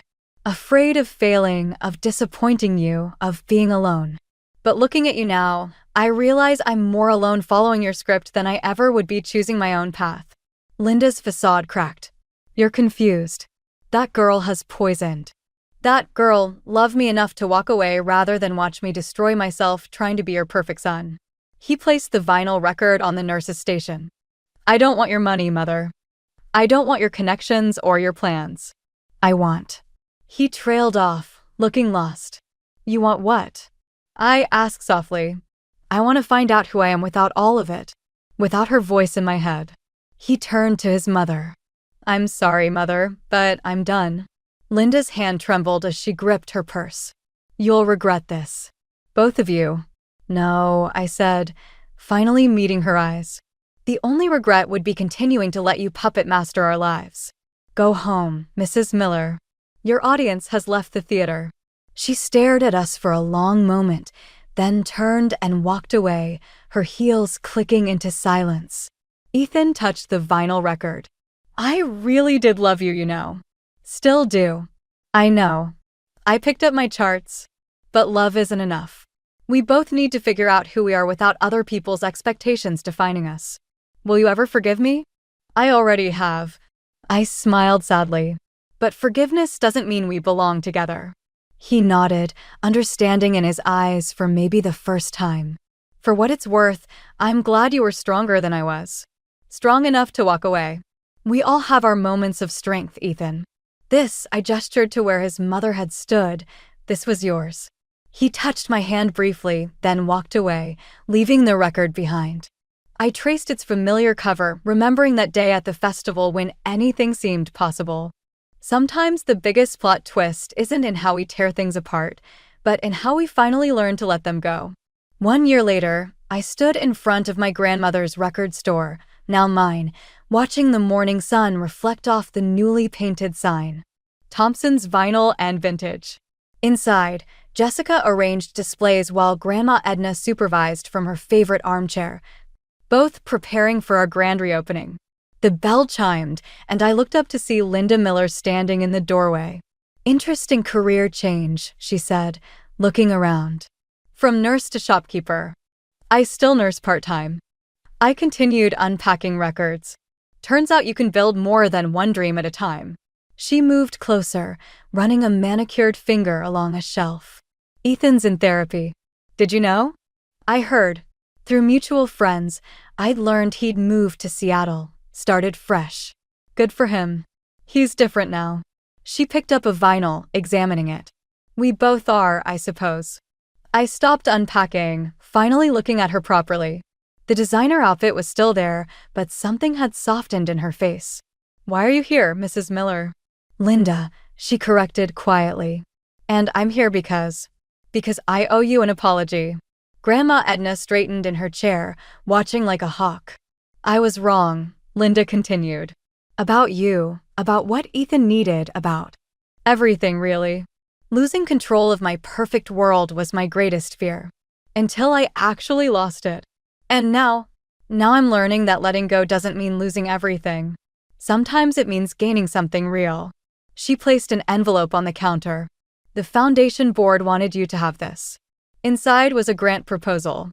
The Miller Foundation would like to partner with Thompson's Vinyl and Vintage for a youth music education program. Why? Because sometimes the best way forward is to help others find their own path. She smiled slightly. Something you taught both me and my son. The bell chimed again. A teenage girl walked in, heading straight for the classic rock section. Can I help you find anything? I asked. Just browsing. My mom used to love vinyl. She picked up an Aerosmith record. Is this any good? Linda and I exchanged a look. Why don't you give it a listen? I suggested, moving to the turntable. Sometimes the best discoveries happen by chance. As Dream On filled the store, I watched the girl's face light up with that same wonder I'd felt years ago. Linda moved toward the door. Riley, she paused. Thank you for breaking our perfect facade. It needed to break for us to heal. After she left, Grandma wheeled over. Well, that was unexpected. Life usually is. I helped the teenage girl find more classics, remembering my own first encounters with vinyl. That's what makes it interesting. Later that evening, as I closed up shop, I found a small package wrapped in brown paper. Inside was a framed photo from the music festival where I'd met Ethan, caught by some random photographer, two strangers sharing lemonade. Full of hope and possibility. A note fell out. Some memories are worth keeping, even if the story ends differently than we planned. I placed the photo on my office shelf, next to the business license and the grant proposal. Not as a reminder of what I'd lost, but of how far I'd come. Jessica appeared with takeout. "You okay?" "Yeah." I smiled, realizing I meant it. "You know what's funny? A year ago, I thought revenge would heal me. Then I thought leaving would heal me. And now I know that healing isn't about what you do to others or even what you run from. It's about what you build for yourself." Through the window, I watched that teenage girl walking away, clutching her first vinyl record like a treasure. Sometimes the best revenge isn't about destroying someone else's world or even proving them wrong.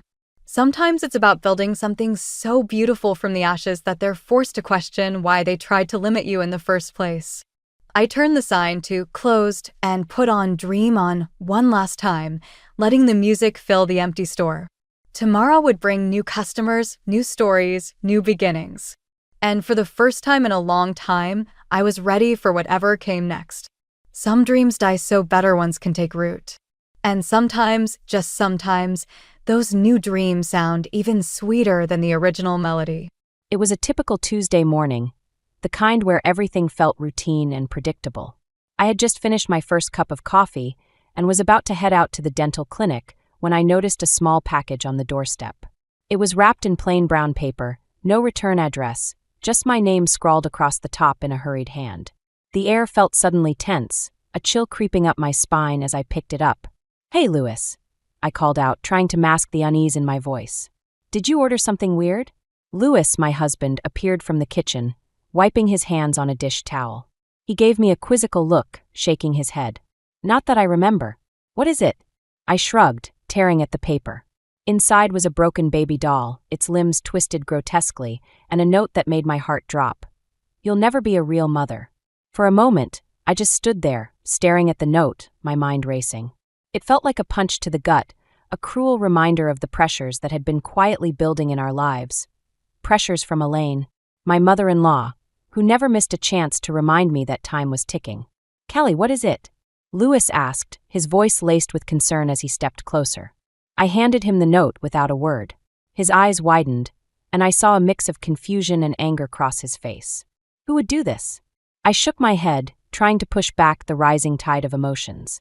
"I have no idea," I lied, though a part of me had a sinking suspicion. Elaine had been relentless lately, her subtle digs and not-so-subtle hints that it was time for grandchildren. She had always been traditional, the kind of woman who believed in family above all else, even if it meant bulldozing over other people's boundaries. But this was a new low. "Maybe it's just some sick joke," Lewis suggested, though his tone lacked conviction. "We should call the police." I could see he was torn, wanting to protect me, but also not wanting to believe his mother could be involved in something so malicious. I wanted to believe that too, but the seed of doubt had been planted, and it was growing fast. "Let's not jump to conclusions," I said, forcing a calm I didn't feel. "I'll just throw it away. It's probably nothing." He nodded, but I could tell he wasn't convinced either. We both knew this wasn't just nothing. It was a threat, a reminder of the battle I was fighting, both with Elaine and within myself. Later that day, as I worked on a patient, my mind kept drifting back to the package. I tried to focus on the rhythmic scraping of the dental tools, the familiar routine that usually grounded me. But today it was just noise, a backdrop to the chaos swirling in my head. During lunch, I sat alone in the break room, picking at my salad. My phone buzzed with a text from Lewis. "We need to talk tonight." Simple, but it carried the weight of unspoken worries. I couldn't help but think back to the last family dinner. Elaine's pointed questions about when we were planning to settle down.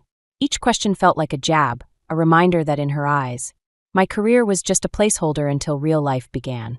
As the day wore on, I tried to shake off the feeling that something had shifted.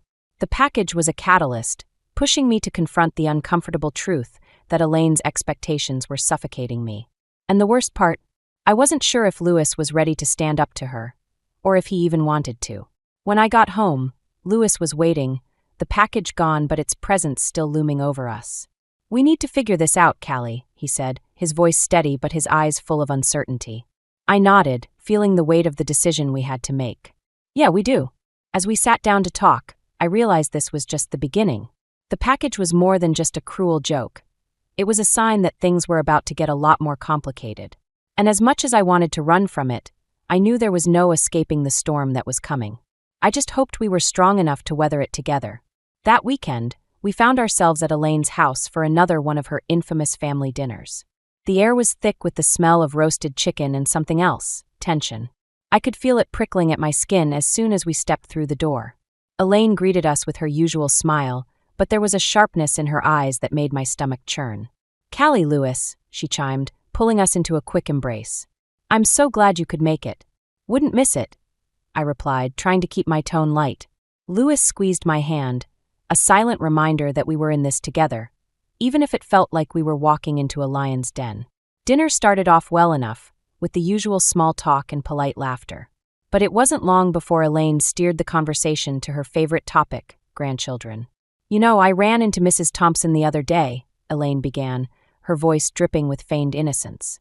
Her daughter just had twins. Can you imagine the joy? Lewis shifted uncomfortably in his seat, and I could feel his silent plea for me to stay calm. That's wonderful for them, I said, forcing a smile. Elaine's gaze locked onto mine, her smile never wavering. It just makes me think about how lovely it would be to have little ones running around here. I felt the words like a slap, but I held my ground. We're focusing on other things right now, Elaine. Her eyes narrowed just a fraction. Of course, dear. But you know, time waits for no one. Lewis cleared his throat, trying to defuse the tension. Mom, we've talked about this. Elaine raised her hands in mock surrender. Oh, I'm just saying. You two would make such wonderful parents. The rest of the meal passed in a blur of forced conversation, my mind replaying her words over and over. Each one was like a needle, poking at the insecurities I tried so hard to bury. After dinner, as we helped clean up, Elaine cornered me in the kitchen. Callie, dear, she said, her voice low and conspiratorial. I just want what's best for you and Lewis. I paused, wiping a plate dry with more force than necessary. I know you do, Elaine. She leaned in, her expression softening in a way that made me wary. I just worry sometimes. You know, about you and your choices. There it was, the not-so-subtle dig. I met her gaze, refusing to back down. Our choices are just that, ours. Elaine's smile tightened. Of course. But I do hope you won't let your career come between you and family. I opened my mouth to respond, but Lewis appeared, sensing the brewing storm. Everything okay in here? Perfect, I said, handing him the plate. Just finishing up. As we drove home, the silence between us was heavy. I could feel Lewis's eyes on me, waiting for the inevitable. Callie, he began, his voice tentative. I know tonight was a lot. I nodded, staring out the window at the passing streetlights. It's always a lot with her. I'll talk to her, he promised, though we both knew it was a promise he'd made before. I don't want you to feel pressured. I sighed, feeling the weight of the evening settle over me. It's not just about pressure, Lewis. It's about respect. He reached for my hand, his grip reassuring. I know, and I'm sorry. I want us to be okay. I squeezed his hand back, wishing it were that simple. Me too. The next morning, as I prepared for work, I found a message from an unknown number on my phone. Heard about the dinner. She'll never change. It was cryptic, unsettling. My thoughts immediately went to Elaine, but something told me this was different. A new player in a game I hadn't realized I was part of. I showed the message to Lewis, who frowned, his mind working through the implications. Do you think it's her? I shook my head, unsure. I don't know, but it feels like someone else is involved. As I went through the motions at work, the message gnawed at me. It was a reminder that this wasn't just about family dinners and passive-aggressive comments. There was something deeper, a current of betrayal and secrets running beneath the surface. That night, I found myself on the porch, staring at the stars and wondering what was coming next. The cracks in our foundation were growing, and I wasn't sure how much longer we could hold everything together. But one thing was clear. I was done playing by Elaine's rules. It was time to find out who was really pulling the strings and why. I just hoped I was ready for what I might uncover. A few days after that unsettling message, I was at the clinic, trying to focus on work, when my phone buzzed with a text from a friend. It was a link to an online forum, one where people shared community gossip and complaints. My name was in the headline. I clicked the link, my heart pounding. The post was a long, rambling accusation about how I had supposedly mishandled a past pregnancy, leading to a miscarriage. The words were cruel, twisting the knife in a wound I had thought was long healed. The post was anonymous, but I had a sinking feeling about who was behind it. That night, I sat on the couch, staring at the screen, my hands shaking. Louis walked in, his face falling when he saw my expression. "Callie, what's wrong?" I handed him the phone, unable to speak. As he read, his face darkened, anger flashing in his eyes. This is insane. Who would do this? Who do you think?" I said, my voice barely above a whisper. He sat down beside me, a heavy sigh escaping his lips. "We need to talk to her." I nodded, though the thought of confronting Elaine filled me with dread. But I knew we couldn't ignore it any longer.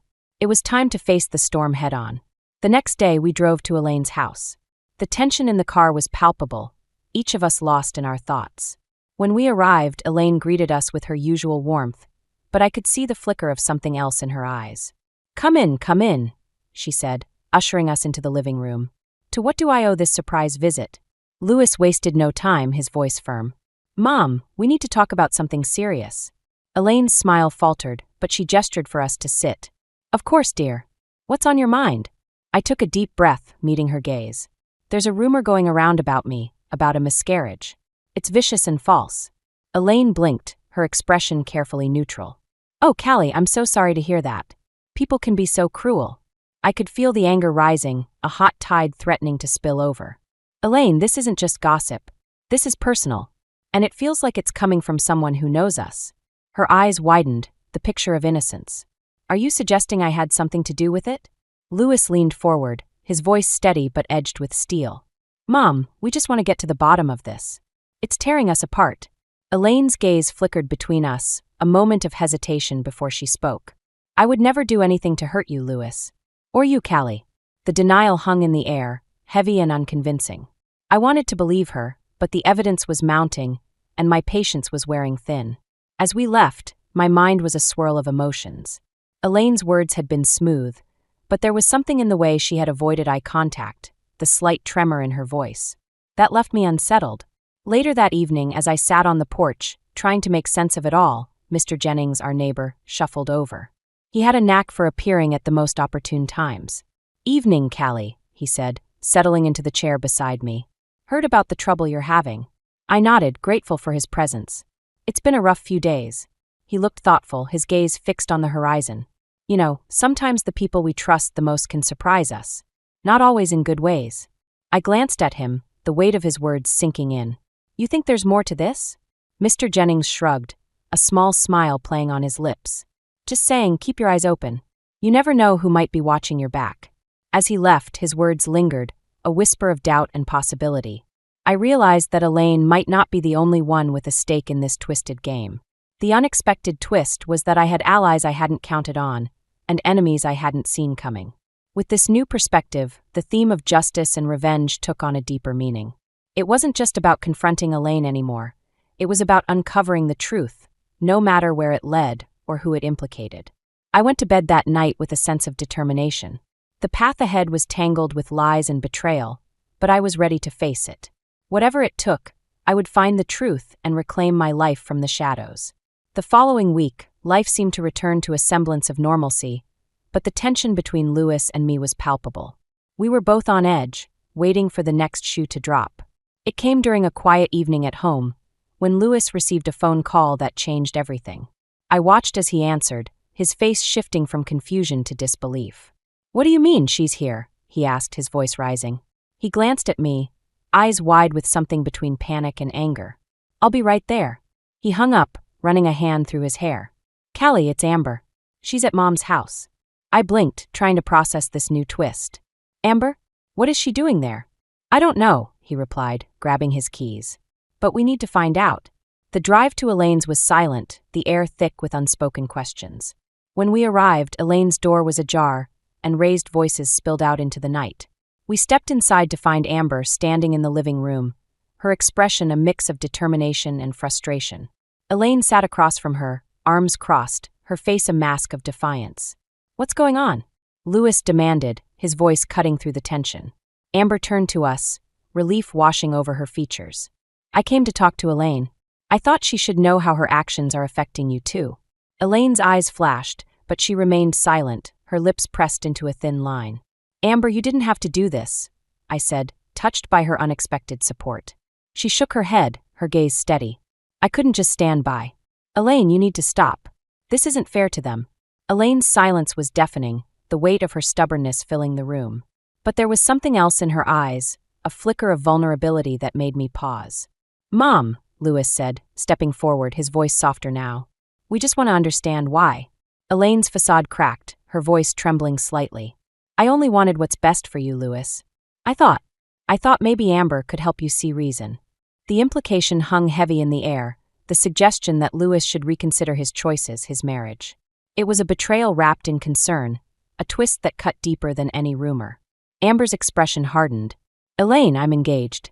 I moved on, and so has Louis. You need to accept that. The room fell silent, the truth settling over us like a shroud. Elaine's meddling had reached a breaking point, and there was no turning back. I took a deep breath, the anger and hurt giving way to a newfound clarity.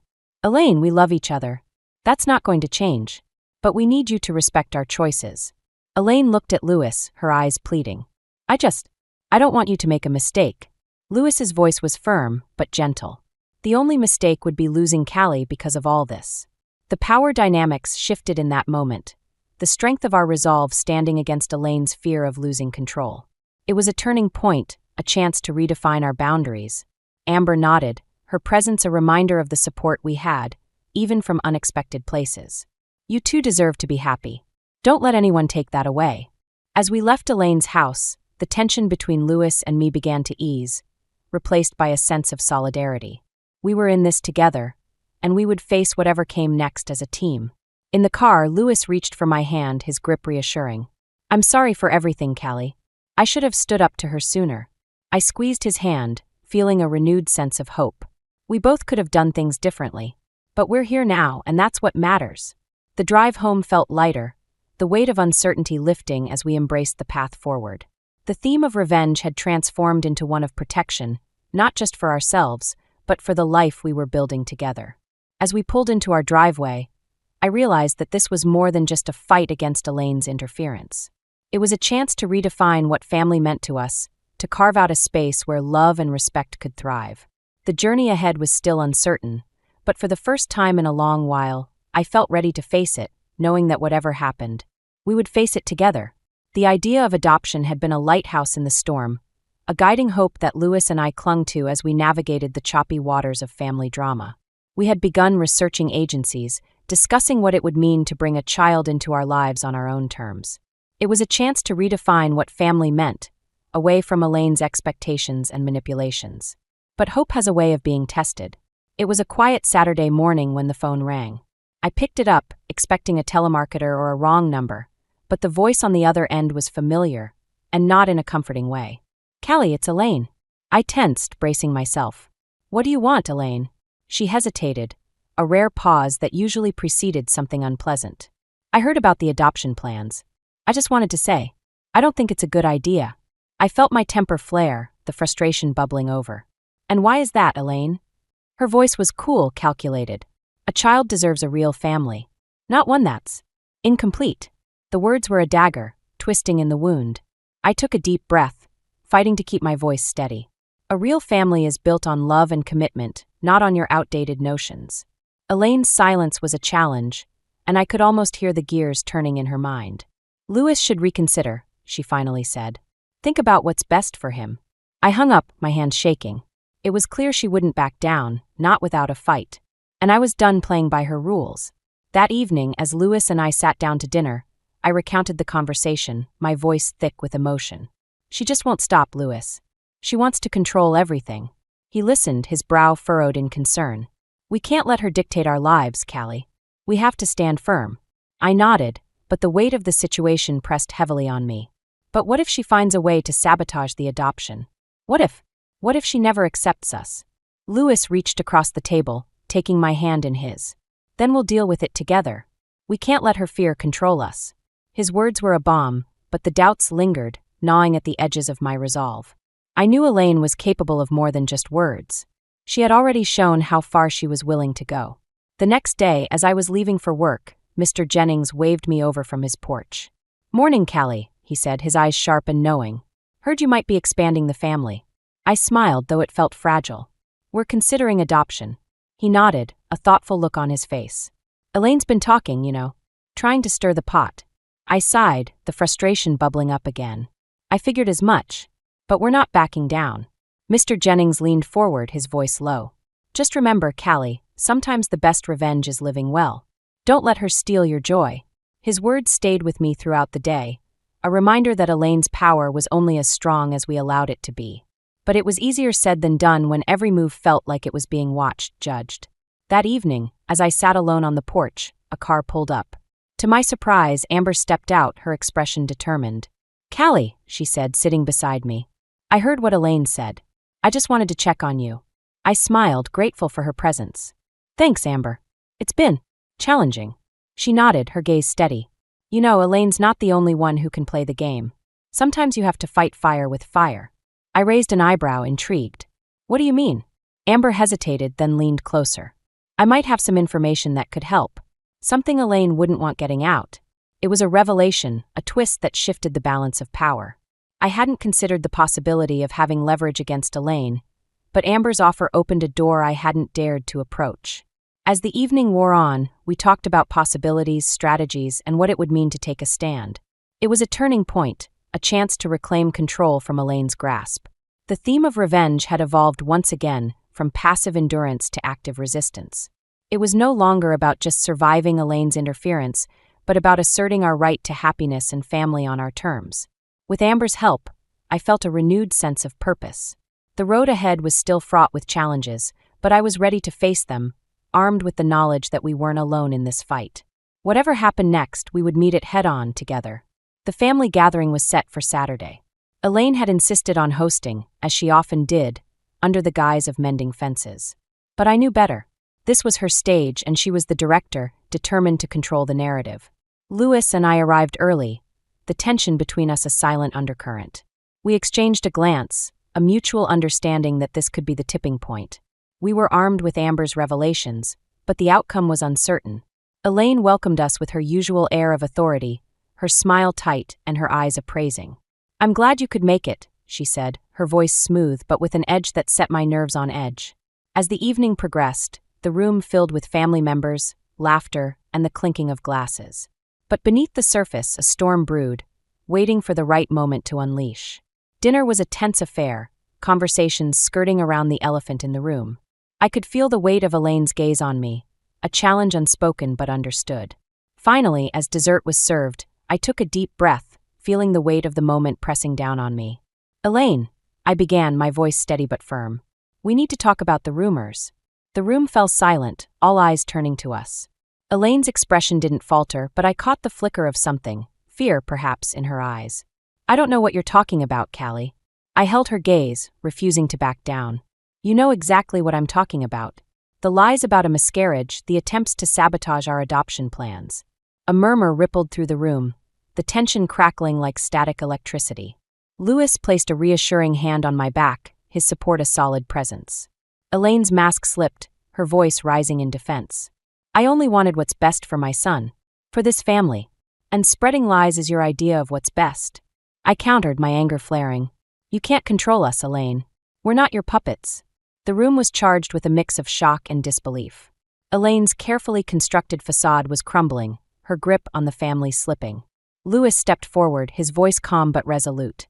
"Mom, we love you, but this has to stop. Callie and I are building a life together, and we need you to respect that."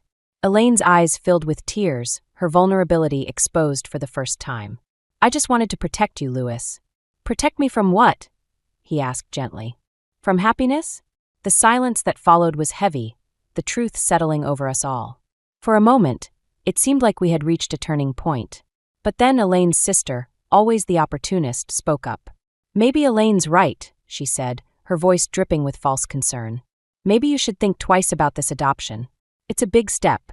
The words were a gut punch, a reminder that Elaine wasn't alone in her campaign against us. The support I thought we had was crumbling, leaving us exposed and vulnerable. I felt the walls closing in, the weight of judgment and doubt pressing down on me. It was a moment of despair, the lowest point in this battle for autonomy and respect. But then, out of the corner of my eye, I saw Amber standing by the door, her expression one of determination and defiance. She stepped forward, her voice cutting through the tension like a knife. "Callie and Lewis deserve to be happy, and they deserve a family of their own," she said, her eyes locking onto Elaine's sister. "And anyone who can't see that is blind to what really matters." Her words were a lifeline, pulling me back from the brink of hopelessness. It was a reminder that we weren't alone, that there were allies willing to stand with us against the tide. The room shifted, the balance of power tilting in our favor. Elaine's sister fell silent, her attempt to undermine us thwarted. As the evening drew to a close, I felt a sense of resolve settle over me. The path ahead was still fraught with challenges, but we had faced the storm and emerged stronger for it. The theme of revenge had transformed once more, from a desire for retribution to a quest for justice and truth. It was no longer about defeating Elaine, but about reclaiming our lives and our future. As we left Elaine's house, I felt a renewed sense of purpose. The road ahead was uncertain, but I knew that with Lewis and our newfound allies, we could face whatever came next together. The family gathering had been a turning point, but the real confrontation was yet to come. A week later, Elaine called another meeting at her house, claiming she wanted to discuss the future. I knew this was it, the moment where everything would come to a head. As Lewis and I arrived, the tension was palpable. The family was already gathered, their expressions a mix of curiosity and apprehension. Elaine stood at the center, her posture commanding, but there was a vulnerability in her eyes that hadn't been there before. "Thank you all for coming," she began, her voice steady but lacking its usual authority. "I've called you here because there are things that need to be addressed." I exchanged a glance with Lewis, his eyes reflecting my own uncertainty. We had come prepared, but the unpredictability of the situation kept us on edge. Elaine turned to us, her gaze direct and unyielding. "Callie, Lewis, I've made mistakes. I see that now. But I can't just let things go without understanding why you're making such drastic decisions." The room was silent, the weight of her words hanging in the air. I felt the familiar surge of frustration, but I knew this was a chance to finally lay everything bare. "Elaine," I said, stepping forward, my voice clear and unwavering. "Our decisions are our own. We want a family, but it has to be on our terms, not yours." She flinched but held her ground. "I just don't want you to regret anything. Family is everything, and I thought Amber could help you see that." Amber, who had been standing quietly to the side, stepped forward, her expression resolute. "Elaine, I can't be a part of this. Lewis and Callie have made their choice, and it's time you respected that." Elaine's eyes widened, the realization dawning that her last ally was slipping away. "Amber, No," Amber interrupted, her voice firm. "I won't be used as a pawn in this. I care about both of you, but this has to stop." The room was electric with tension, the air thick with the unspoken truths that had been simmering beneath the surface. Elaine's facade was crumbling, and in that moment, I saw not just the antagonist of my story, but a woman struggling against her own insecurities and fears. Lewis took my hand, his grip steadying. "Mom, we love you, but this isn't about you. It's about us and the life we're building together." Elaine's shoulders slumped, the fight leaving her eyes. "I just wanted to protect you," she whispered, her voice breaking. I stepped closer, my resolve softening. "We know, but your protection felt like control. We need to make our own mistakes, find our own way." The silence that followed was heavy, but it was a silence filled with possibility, a chance for healing and understanding. Then, unexpectedly, Mr. Jennings cleared his throat, drawing the room's attention. "Elaine, sometimes letting go is the greatest act of love. You've raised a good son. Trust him." His words cut through the tension, a reminder that love sometimes meant stepping back, allowing others to forge their own paths. Elaine nodded slowly, her eyes shining with unshed tears. "I see that now. I'm sorry for everything." The apology hung in the air, a tentative bridge between past grievances and future reconciliation. It wasn't a perfect resolution, but it was a start. As the gathering broke up, I felt a weight lift from my shoulders. The confrontation had been cathartic, a chance to finally face the core themes of our journey: revenge, justice, and ultimately forgiveness. Elaine approached us, her expression tentative but sincere. "I hope you can forgive me. I still have a lot to learn." Lewis smiled, his arm around my waist. "We all do, Mom." As we left, hand in hand, I realized that the path ahead was still uncertain, but it was one we would navigate together, with the support of those who truly mattered. The climax had brought us face to face with the heart of our struggle, and while the road to healing would be long, it was one we were ready to embark on, together. The adoption process was a whirlwind of paperwork and anticipation, a journey that tested our patience and resolve. But finally, the day arrived when we welcomed a beautiful little girl into our lives. Holding her in my arms for the first time, I felt a surge of love and completeness that made every struggle worthwhile. Lewis and I stood in our living room, surrounded by friends and family who had supported us through the storm. Amber was there, her presence a reminder of unexpected allies and the strength of friendship. Even Elaine had come, standing quietly at the edge of the room, her expression a mix of pride and humility. As we celebrated, I caught Elaine's eye across the room. She approached slowly, her steps tentative. "Callie," she began, her voice soft. "Thank you for letting me be here." I nodded, the past months of tension and conflict simmering beneath the surface. "I'm glad you came." Elaine glanced at the baby in my arms, her eyes softening. "She's beautiful. You're both going to be amazing parents." There was a sincerity in her words that hadn't been there before, a vulnerability that hinted at change. I felt a flicker of hope that perhaps this could be a new beginning for all of us. Later, as the guests began to leave, Elaine lingered, her expression contemplative. "Callie, I want to give you something," she said, handing me an envelope. Inside was a letter, the paper worn and the ink slightly smudged. I glanced at Elaine, a question in my eyes. "It's my story," she explained, her voice tinged with emotion. "I thought it might help you understand why I was the way I was." I nodded, touched by the gesture. "Thank you, Elaine." That night, after everyone had left and our daughter was asleep, Lewis and I sat together, reading Elaine's letter. It was a heartfelt account of her own struggles with infertility, the pressure she had faced, and the fear of losing her family. The letter was a revelation, a glimpse into the pain and insecurity that had driven Elaine's actions. It didn't excuse her behavior, but it offered a new perspective, a chance to understand and perhaps forgive. As I folded the letter, I felt a sense of closure, a resolution to the conflict that had once seemed insurmountable. Elaine's journey was her own, but it had intersected with ours in ways that had shaped us all. In the days that followed, I returned to my dental practice, rediscovering my passion and purpose. The challenges of the past had strengthened my resolve, and I embraced my role as a mother with newfound confidence. Elaine's relationship with us remained a work in progress, but we had set boundaries, prioritizing our family's peace and happiness. It was a delicate balance, but one we were committed to maintaining. One afternoon, as I watched our daughter play in the garden, I felt a sense of contentment and gratitude. The journey had been tumultuous, but it had led us to this moment, a testament to resilience and the power of love. As Lewis joined me, wrapping his arm around my shoulders, I reflected on the themes that had defined our path: revenge, justice, and ultimately, forgiveness. Our story wasn't just about overcoming adversity, but about finding strength in vulnerability and the courage to forge our own path. The resolution was not without its complexities. Elaine's letter had left lingering questions about the nature of forgiveness and the possibility of rebuilding bridges. But I realized that some answers might never be clear-cut, and that was okay. As the sun set, casting a warm glow over our home, I felt a sense of peace.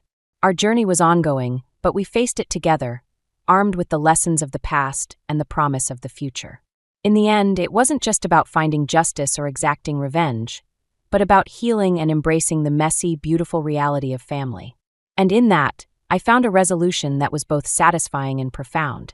The smell of lavender and lemon hit me like a slap in the face as I stepped through my front door. Our house never smelled like that. Mike hated artificial scents, claiming they gave him migraines. Something was off. "Mike?" I called out, setting down my briefcase and kicking off my heels. "You home? In here, Beth." His voice drifted from the living room, sounding oddly strained. I rounded the corner and froze. There, perched on my favorite armchair, like a queen on her throne, sat Irene, my mother-in-law.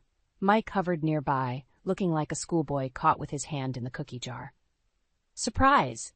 Irene trilled, her smile not quite reaching her eyes. "Mikey here has been kind enough to invite me to stay for a while." I blinked, certain I'd misheard. "Stay? For how long?" Mike cleared his throat. "Well, honey, that's the thing. Mom's going to be living with us, indefinitely." The room spun. I gripped the doorframe to steady myself. "Indefinitely? Mike, can I speak with you in private for a moment?" He nodded, following me into the kitchen. As soon as we were out of earshot, I whirled on him. What the hell is going on? We never discussed this. Mike ran a hand through his hair, avoiding my gaze. I know, it's just Greg kicked her out. She had nowhere else to go. Greg kicked her out? I repeated, incredulous. Greg, Mike's older brother, had always been the good son in Irene's eyes. Why? Mike shrugged helplessly. He wouldn't say, just that he and Rachel couldn't handle her anymore. A chill ran down my spine. If even perfect Greg and his saint of a wife couldn't tolerate Irene, what chance did we have? Mike, this is our home, I hissed. You can't just move someone in without talking to me first. She's my mother, Beth, he shot back, a hint of steel entering his voice. What was I supposed to do, leave her on the street? Before I could respond, Irene's voice floated in from the living room. Everything all right in there, dears? I was thinking of whipping up a nice pot roast for dinner. Beth, you don't mind if I use your kitchen, do you? I gritted my teeth. Not at all, Irene. Make yourself at home. The words tasted like ashes in my mouth. Mike squeezed my arm. It'll be fine, honey, you'll see. But as I watched him scurry back to his mother's side, a knot of dread formed in my stomach. This was far from fine. That night, as I lay awake listening to Irene's snores from the guest room, I couldn't shake the feeling that my life had just been turned upside down. What had really happened at Greg's house? And how long before whatever drove them to kick Irene out started happening here? I rolled over, studying Mike's sleeping face in the moonlight. He looked so peaceful, so oblivious to the storm brewing. I loved him, but in that moment I realized just how much of a mama's boy he truly was. My phone buzzed on the nightstand. A text from Rachel, Greg's wife. Heard the news. So sorry. Call me if you need to talk. I stared at the message, a plan already forming in my mind. Tomorrow I'd get the real story from Rachel. And then I'd figure out how to reclaim my home and my husband from Hurricane Irene. As I drifted off to an uneasy sleep, one thought echoed in my mind. This means war. I woke up early, determined to confront Mike before he left for work. The smell of bacon wafted through the house, and I gritted my teeth. Irene was already making herself at home in my kitchen. Mike, I said, cornering him in our bedroom, we need to talk about this situation with your mother. He sighed, adjusting his tie. Beth, please, not now. I'm already running late. When then? I demanded. Because you certainly didn't think it was necessary to talk about it before moving her in. Mike's face hardened. What was I supposed to do? She's my mother, Beth. She needed help. And I'm your wife, I shot back. Don't I get a say in who lives in our home? Before Mike could respond, Irene's voice called out, Breakfast is ready, dears. Mike, you'd better hurry if you want to eat before work. Mike gave me an apologetic look and hurried out. I followed, seething. In the kitchen, Irene beamed at us. Good morning. I hope you don't mind, Beth, but I rearranged a few things. This layout is much more efficient. I stared at my kitchen, now unrecognizable. Irene, you can't just... Mom, this looks great, Mike interrupted, shoveling eggs into his mouth. But I've got to run. Thanks for breakfast. He kissed Irene's cheek, then mine, and was gone before I could protest further. Left alone with Irene, I took a deep breath.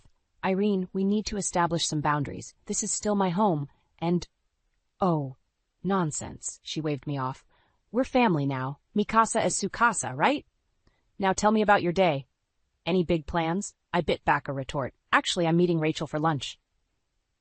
Irene's smile faltered for a moment. Greg's wife, how nice. You two are close, then? We get along well, I said, carefully watching her reaction. Irene's eyes narrowed slightly. Well, just be careful what you believe. Rachel has quite the imagination, you know.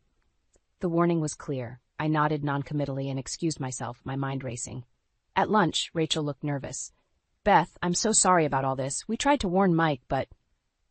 What happened, Rachel? I pressed. Why did Greg kick her out? Rachel glanced around, then leaned in. It started small, rearranging things, criticizing my cooking, but then she started going through our things, reading our mail. She even tried to access our bank accounts. I felt sick.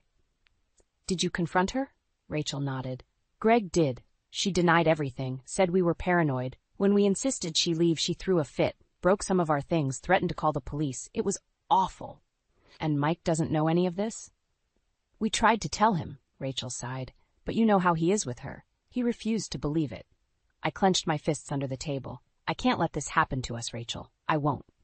Back home, I found Irene in our bedroom, tidying up. My jewelry box was open on the dresser. "What are you doing?" I demanded. Irene jumped, looking guilty. "Oh, I was just admiring your lovely things. You know, Mike mentioned you might be willing to part with some of these. After all, a married woman doesn't need so much flashy jewelry, does she?" Something in me snapped. "Get out," I said, my voice low and dangerous. "Get out of my room. Get out of my house. Now." Irene's face darkened. "Now, Beth, don't be dramatic. This is Mike's house too, and he wants me here. You wouldn't want to come between a mother and son, would you?" As we glared at each other, I realized this was more than just a family squabble. This was war, and I was fighting for my marriage, my home, and my sanity. "Watch me," I growled, reaching for my phone to call Mike. It was time he knew the truth about his precious mother. The annual neighborhood barbecue couldn't have come at a worse time. As we stepped into the Johnsons' backyard, I plastered on a smile, acutely aware of Irene's presence behind us. "Beth, Mike," Sarah Johnson called out. "So glad you could make it. And who's this?" Before I could speak, Irene pushed forward. "I'm Irene, Mike's mother. I'm staying with the kids for a while." She emphasized kids with a patronizing smile in my direction. I bit my tongue, reminding myself to play nice. Mike squeezed my hand, mistaking my tension for nerves. If only he knew. As the afternoon wore on, I found myself cornered by well-meaning neighbors, all curious about our new living situation. I deflected as best I could, but Irene seemed to materialize at every turn, ready with her own version of events. "It's just wonderful being able to help out," she gushed to Mrs. Peterson. "You know how young couples struggle these days. Beth's so busy with her little job, she barely has time to keep house." I nearly choked on my lemonade. Little job? I was a senior account manager at a top PR firm. Mike, oblivious as ever, was chatting with some colleagues by the grill. I made my way over, determined to rescue him from Irene's clutches, but she beat me to it. "Mikey, dear," she cooed, "why don't you get your mother a plate? You know what I like." As Mike dutifully headed for the buffet, I overheard Irene speaking to one of his coworkers. "It's such a shame," she said in a stage whisper. "Mike works so hard, and Beth, well, let's just say she's not exactly wife material. Did you know she can't even cook a decent meal?" My cheeks burned with humiliation and rage. I opened my mouth to confront her, but Mike returned, handing Irene a loaded plate. "Here you go, Mom. Beth, do you want anything?" I shook my head, my appetite gone. "I need some air," I muttered, pushing past them. I found a quiet corner of the yard, trying to calm down. Rachel appeared at my side, as concern etched on her face. "Beth, are you okay?" I shook my head, tears threatening to spill. "I can't do this, Rachel. She's poisoning everyone against me, and Mike won't see it." Rachel squeezed my arm. "I know it's hard, but you can't let her win. Fight back, Beth. Show Mike who she really is." As we talked, I noticed Irene watching us. Her eyes narrowed. She whispered something to Mike, who frowned and started walking our way. "Beth," he called, "Mom says you're upset. What's wrong?" I took a deep breath, ready to finally confront him, when a commotion broke out near the house. Sarah Johnson's voice rang out, panicked. "My necklace! It's gone! Has anyone seen my diamond necklace?" The party fell silent. Sarah was near tears, describing the valuable family heirloom she'd been wearing earlier. "We should help look," Mike said, but Irene grabbed his arm. Now, she said loudly. "I'm sure it's just misplaced, unless—" Her gaze settled on me, a malicious glint in her eye. "Beth, dear, you were near Sarah earlier, weren't you?" The implication hung in the air. I stood, shocked into silence, as curious and suspicious eyes turned my way. "Mom, what are you saying?" Mike asked, confusion evident in his voice. Irene shrugged innocently. "Nothing, dear. I just think maybe someone should check Beth's purse, for Sarah's peace of mind, of course." The world seemed to tilt on its axis. I looked at Mike, silently pleading for him to defend me. But he just stood there, uncertainty written all over his face. In that moment, I realized the true depth of the chasm Irene had created between us. This wasn't just about a necklace or a spiteful comment. This was the beginning of the end. "Go ahead," I said, my voice shaking with fury. "Check my purse. Check everything. But when you don't find it, Mike, you and I are going to have a long overdue conversation about your mother." The barbecue fell silent, all eyes on us, as Mike reached for my purse. The aftermath of the barbecue disaster left me reeling. Though Sarah's necklace turned up in her own bathroom, Must have slipped off while I was washing my hands, she'd said sheepishly. The damage was done. Irene's insinuation hung in the air like a toxic cloud, poisoning my relationships with neighbors and friends. I needed space, perspective. So when my best friend Jenna suggested a girls' night out, I jumped at the chance. You look like hell, Beth, Jenna said bluntly, as I slid into the booth at our favorite bar. I sighed, running a hand through my hair. Thanks. I feel like it too. As I poured out the whole sordid story, Jenna's expression morphed from concern to outrage. And Mike just stood there? She demanded. While his mother basically accused you of theft? I nodded, the familiar ache in my chest intensifying. He's completely blind when it comes to her, Jenna. It's like I don't even know him anymore. Jenna reached across the table, squeezing my hand. Beth, honey, I hate to say this, but have you considered that maybe it's time to leave? The words hit me like a physical blow. Leave Mike? The thought had crossed my mind in my darkest moments, but hearing it spoken aloud made it real. I don't know, I stammered. I love him, Jenna. We've built a life together. A life his mother is systematically destroying, Jenna pointed out. You deserve better than this, Beth. You deserve someone who puts you first. Her words echoed in my head as I drove home, slightly buzzed and emotionally drained. But as I pulled into our driveway, I knew something was wrong. The living room lights were blazing, and I could hear raised voices from inside. I entered to find Mike and Irene in a heated argument, surrounded by cardboard boxes. What's going on? I asked, my heart racing. Mike whirled to face me, his expression a mix of anger and hurt. Why don't you tell me, Beth? What the hell is all this? He gestured to the boxes, and with a jolt I recognized them. They contained all of Mike's childhood mementos, trophies, yearbooks, old toys, things I'd carefully packed away in our attic years ago. I don't understand, I said, genuinely confused. These were in the attic. Why are they down here? Irene stepped forward, her face a mask of righteous indignation. I found them while I was cleaning, stuffed away like so much garbage. How could you, Beth? These are Mike's precious memories. Cleaning the attic, I repeated, incredulous. You had no right to go through our things? Our things? Irene scoffed. These belong to my son, and it's a good thing I found them. She was probably planning to throw them out, weren't you, Beth? That's ridiculous, I snapped. Mike, you can't seriously believe that. But the doubt in his eyes told me he did. Or at least he wasn't sure. I think, Irene said primly, that it's clear Beth doesn't appreciate the importance of family. Perhaps it's time we discussed more permanent living arrangements. The implication was clear. She wasn't leaving. She was trying to push me out. I looked at Mike, silently pleading with him to see through his mother's manipulation. But he just stood there, conflicted and silent. In that moment, something inside me hardened. I thought of Jenna's words at the bar. I thought of all the times Mike had chosen his mother over me. I thought of the life I'd imagined for us, crumbling before my eyes. You know what? I said, my voice steady despite the turmoil inside. You're right, Irene. It is time to discuss permanent arrangements, but not the kind you're thinking of. I turned to Mike, my decision made. We need to talk, now, and this time you're going to listen. As I led him to our bedroom, leaving a sputtering Irene behind, I knew. This was it, the moment that would define our future or end it. I trudged up the driveway, exhausted after a grueling day at work. All I wanted was a hot shower and some peace and quiet. Fat chance of that with Hurricane Irene in residence. The moment I stepped inside, I knew something was off. The air felt different, charged with an unsettling energy. I called out, Mike? Irene? No answer. Frowning, I made my way upstairs. As I approached our bedroom, I heard muffled sounds, rustling, drawers opening and closing. I pushed the door open and froze. Irene stood in the middle of the room, surrounded by chaos. My clothes were strewn across the bed, drawers pulled out, and my jewelry box lay open on the dresser. What the hell are you doing? I demanded, my voice shaking with fury. Irene whirled around, her face a mask of faux innocence.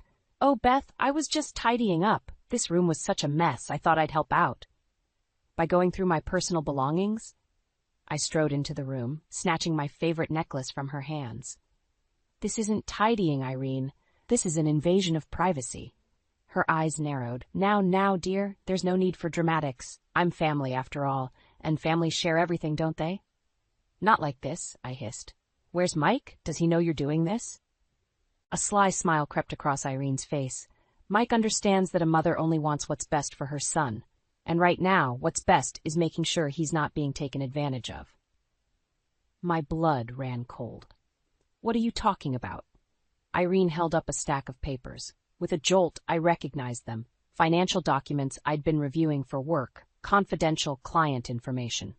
Imagine my surprise, Irene said, her voice dripping with false concern, when I found these hidden away. Planning to embezzle from your company, Beth? Or perhaps engage in some insider trading? Those are confidential work documents, I snapped, reaching for them. You have no right. Irene danced away, clutching the papers to her chest. Oh, I think Mike has every right to know what his wife is up to. In fact, I've already called him. He's on his way home now. Panic clawed at my throat. Irene, you don't understand. Those papers are legitimate. If you've told Mike. Told me what? Mike's voice came from the doorway. He looked between us, confusion etched on his face. Mom? Beth? What's going on? Irene's expression morphed into one of maternal concern. Oh, Mikey, I'm so sorry, but I think Beth has been hiding things from you. Dangerous things. As Irene spun her web of lies, twisting the truth about the documents, I watched Mike's face. I saw doubt creep in. Saw him looking at me with suspicion. Mike, I pleaded, you can't seriously believe this. Your mother went through our things without permission. She's manipulating you. But I could see the conflict in his eyes. The little boy who could never disappoint his mother, warring with the man who had promised to stand by me. I think, Mike said slowly, that we all need to calm down and talk about this rationally. Rationally? I exploded. Mike, open your eyes. Your mother has been systematically trying to drive a wedge between us since the moment she moved in, and you've let her. Mike flinched, as if I'd slapped him. Beth, that's not fair. Mom's just trying to help. Help? I laughed bitterly. Is that what you call this? I looked between them. Mike, uncertain and conflicted, and Irene, smugly triumphant. In that moment, I realized nothing I said would make a difference. Mike would always choose his mother. A calm settled over me, born of absolute clarity. I knew what I had to do. You know what? I said, my voice steady. You two deserve each other. I'm done. I grabbed my purse and car keys, ignoring Mike's protests and Irene's false concerns. As I reached the bedroom door, I turned back one last time. When you're ready to be a husband instead of a son, Mike, you know where to find me. But I won't hold my breath. With that, I walked out, leaving behind the suffocating atmosphere of manipulation and betrayal. I didn't know where I was going, but I knew one thing for certain.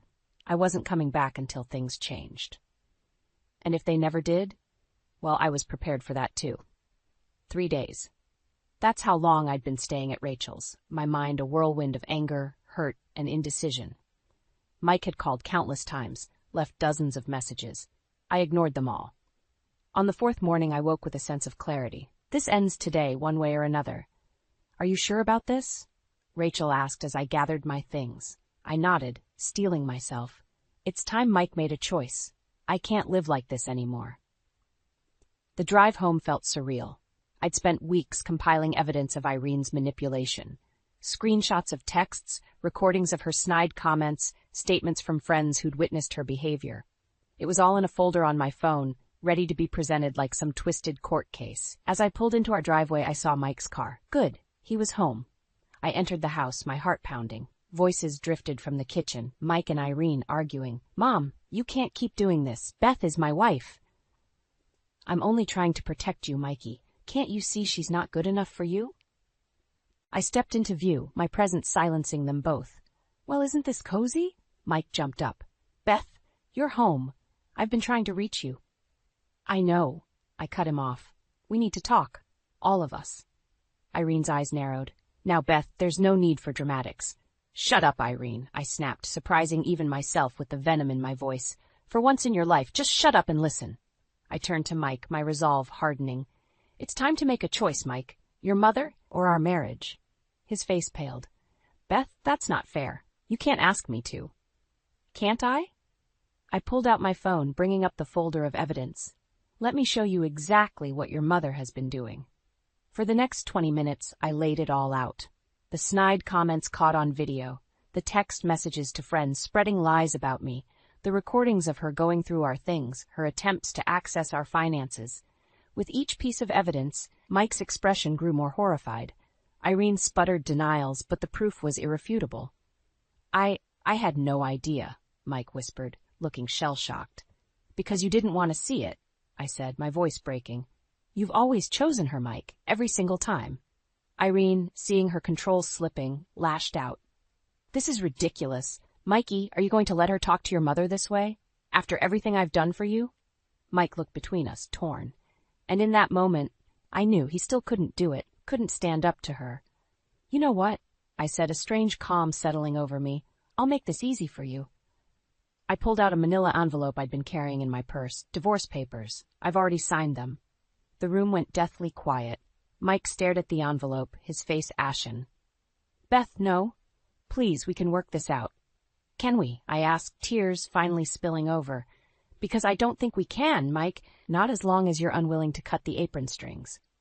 Irene, sensing victory, couldn't help but gloat. Well, if that's how you feel, Beth, perhaps it's for the best. Mikey deserves someone who understands family loyalty. I whirled on her, years of pent-up rage exploding. Family loyalty? You wouldn't know the meaning of the word. You've done nothing but try to destroy our marriage from day one. As Irene and I faced off, Mike suddenly slammed his hand on the table. Enough! We both turned, startled by his outburst. Mike stood, his face a mask of anguish and determination. This ends now, he said, his voice shaking. I'm done being caught in the middle. It's time for me to make a choice. As Mike took a deep breath, preparing to speak, I held mine. This was it, the moment that would determine everything. The tension in the room was palpable as Mike took a deep breath, his eyes darting between Irene and me. I held my breath, my heart pounding so loudly I was sure they could hear it. Mom, Mike began, his voice trembling slightly, I love you. You're my mother, and nothing will ever change that.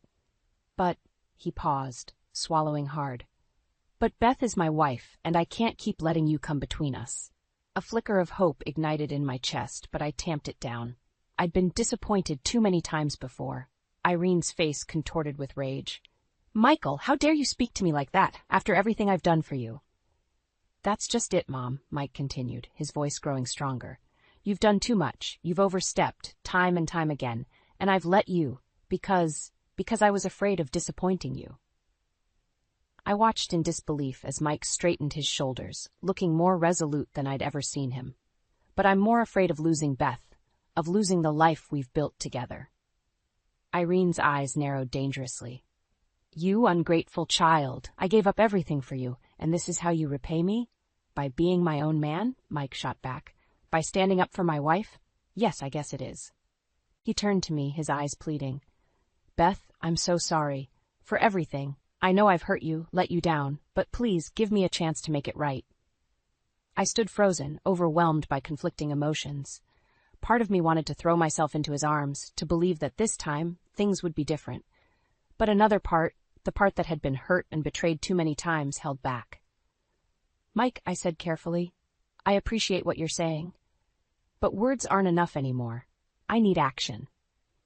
Irene, sensing her control slipping away, played her final card. Fine, she shrieked. If that's how you both feel, I'll just leave. I'll go back to my house and you'll never have to see me again. Mike and I exchanged a look of confusion. Your house? I asked. I thought you sold it? A flicker of panic crossed Irene's face. Well, that is. Mom? Mike's voice was dangerously quiet. Did you lie about selling your house? Irene's silence was all the confirmation we needed. Oh my God, I breathed. You manipulated us. You had a home all along, but you chose to come here and wreak havoc on our marriage. Mike's face hardened. Get out, he said, his voice cold. Now. Mikey, please, Irene whimpered, but Mike cut her off. No.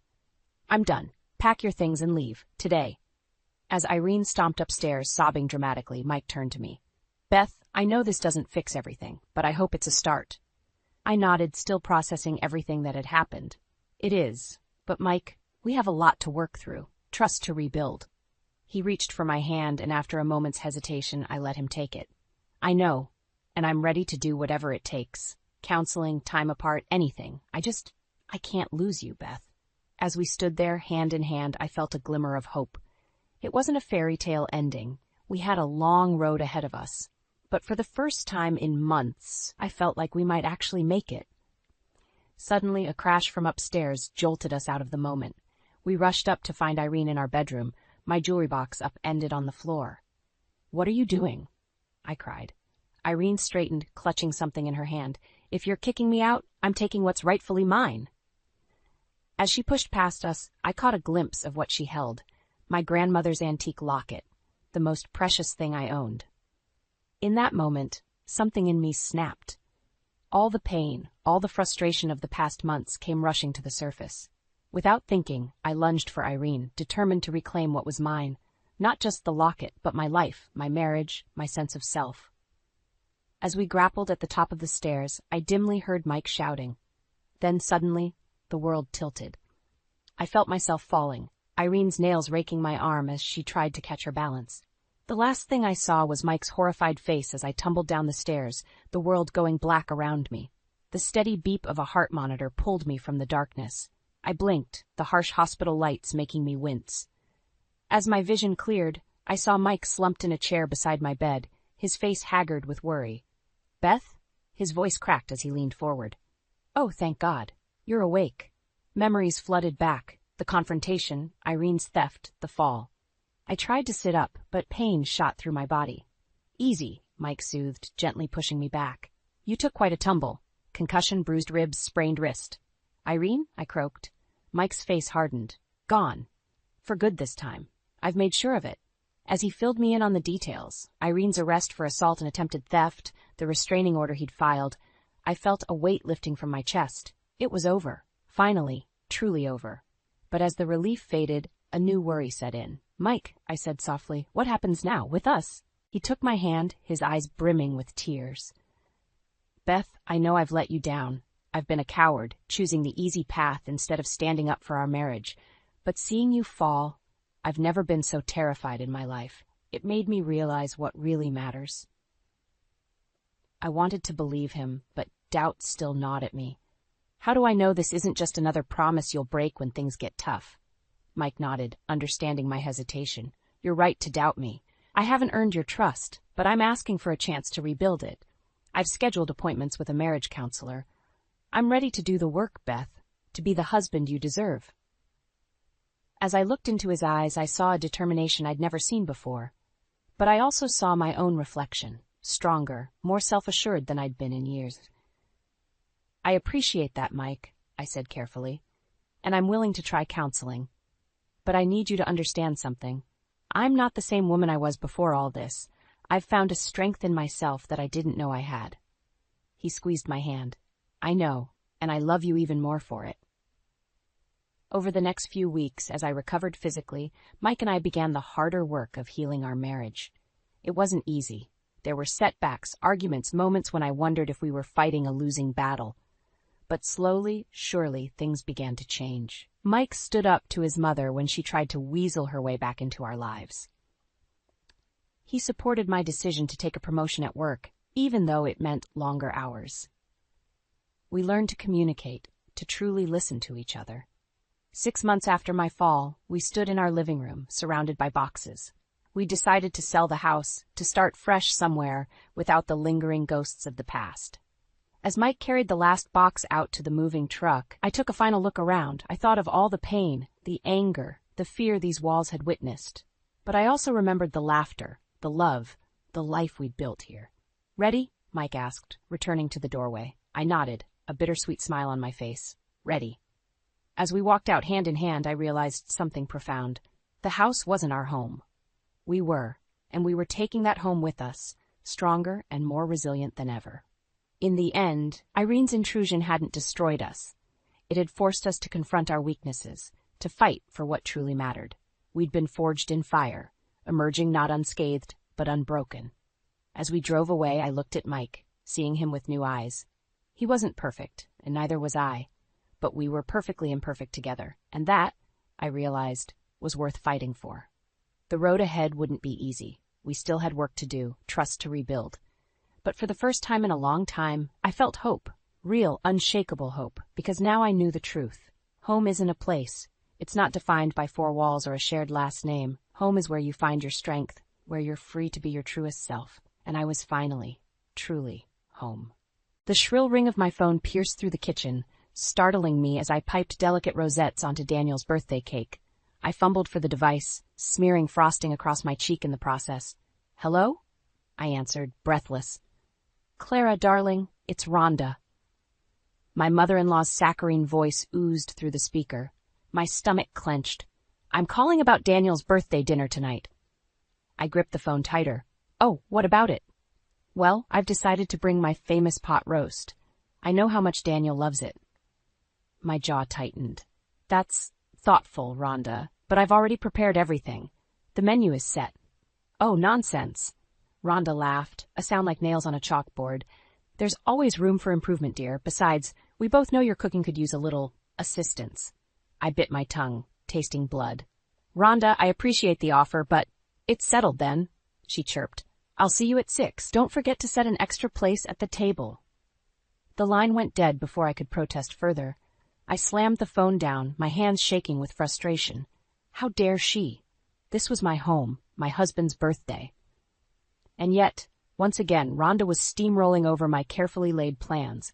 I glanced at the clock. 4 hours until dinner. 4 hours to figure out how to salvage this evening without causing a scene. Daniel deserved a perfect birthday, not another tense family standoff. The front door opened and I heard Daniel's familiar footsteps. "Honey, I'm home," he called out. I plastered on a smile as he entered the kitchen, determined not to let Rhonda's interference ruin our moment. "Welcome home, birthday boy," I said, rising on tiptoes to kiss him. Daniel's eyes widened as he took in the mess of baking supplies strewn across the counter.